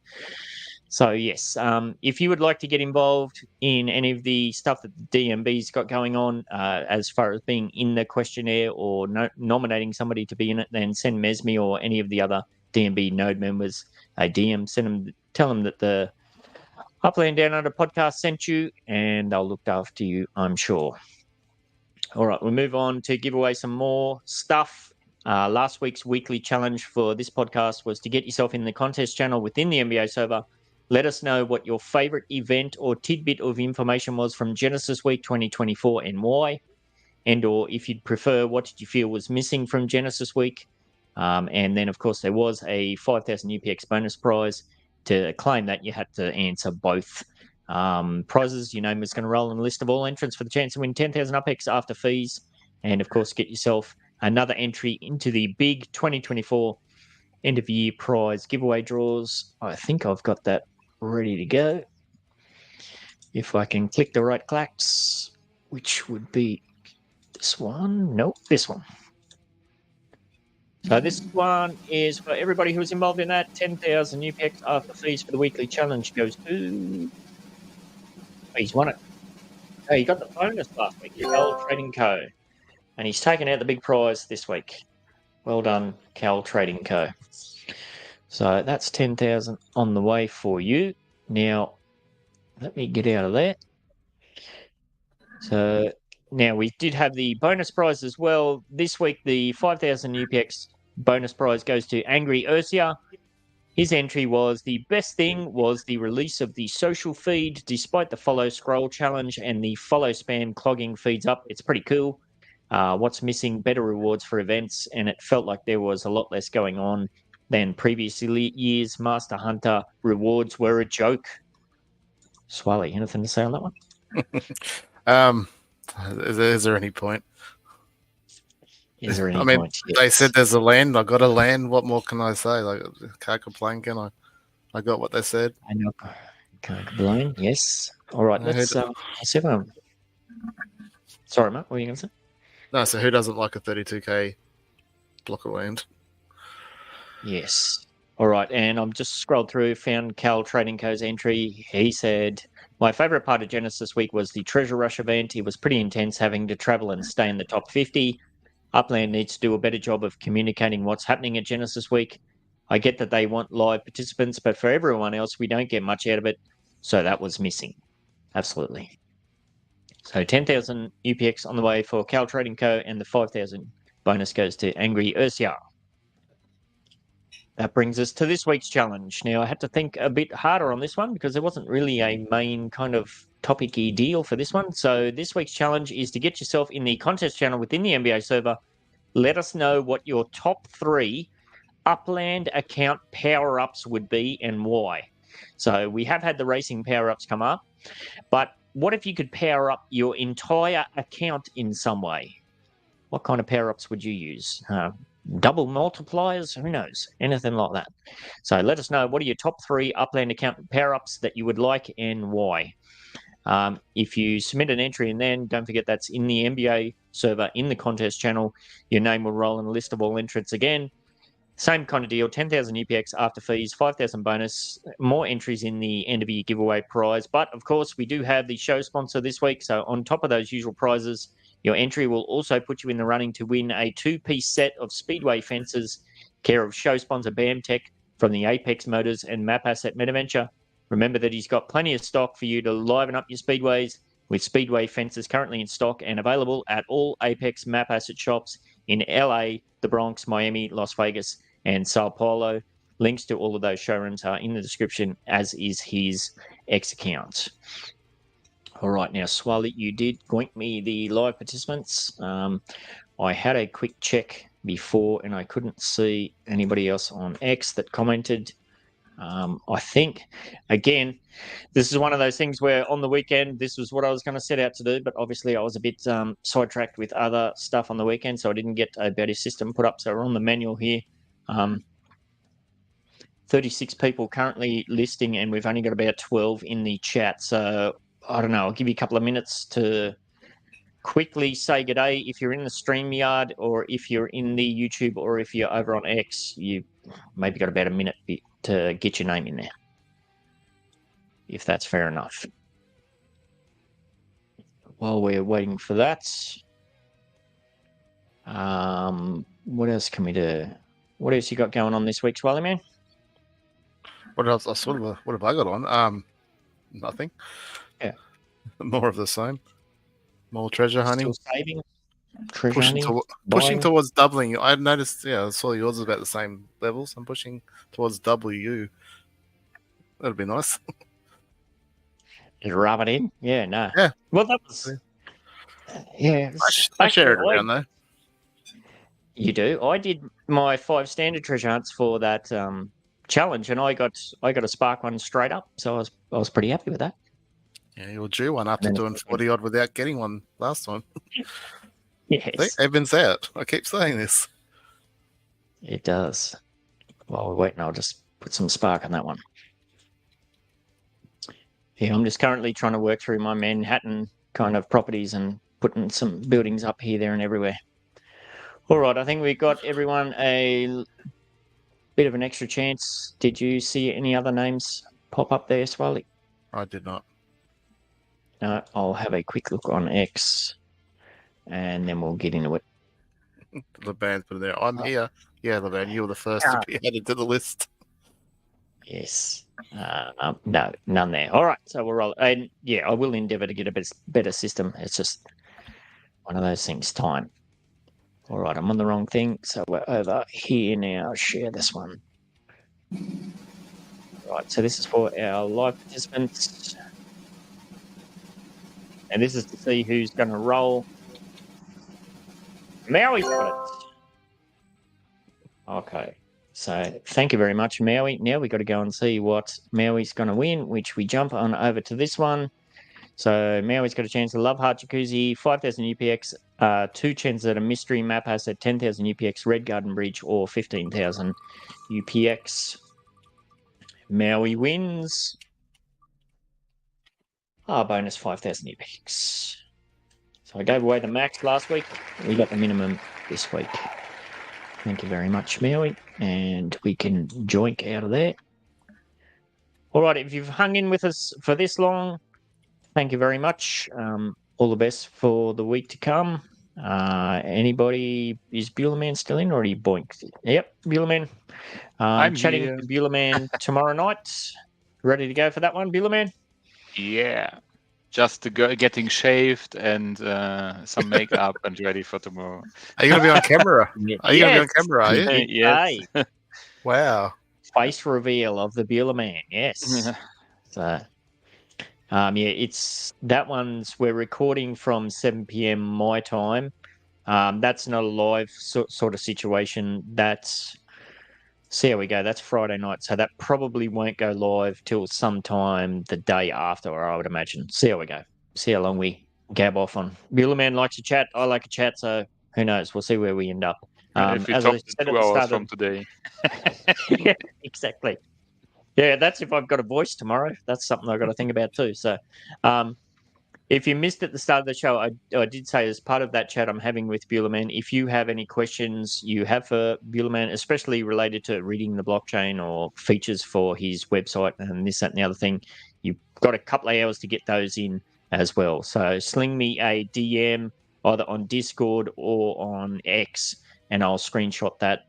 I'm getting up at the very wee hours of the morning to collate all those and send them off to Buellerman before I do the mad dash off to work. So, yeah, very much looking forward to that chat. And how long have I been trying to get you on the show for, Buellerman? It's got to be 3-4 months, has it? I think you're one of the first people I reached out to. I thought it was half a year. Sure, Yeah. sure. I think it was before Christmas last year, so we got 6 months for sure. Even if it is not longer. So. Absolutely. All right, that'll do for this week. A reminder that if you're in a time zone that fits in with the Thursday night live streaming schedule of starting at 7 p.m. Australian Eastern Standard Time and you'd like to get yourself involved, the link to the weekly podcast will always be dropped in the NBA server about 15 minutes before the show starts. You can get on over there through that link and have a chat before we get going. The invitation extends to all of the channel's podcast productions. So if you have an Upland NFT or Metaverse product, service or event to promote, then send me Ben68 a DM or get yourself into the NBA server, which is linked in the description. And don't forget to check out BAMTech's High-Speed Metaventure, Apex Motors and Map Assets, and make sure you get an entry in for next week's prize giveaways, including 2 of his very cool fences. Links for everything that we've covered in the show are in the description, and we shall catch you later. Bye.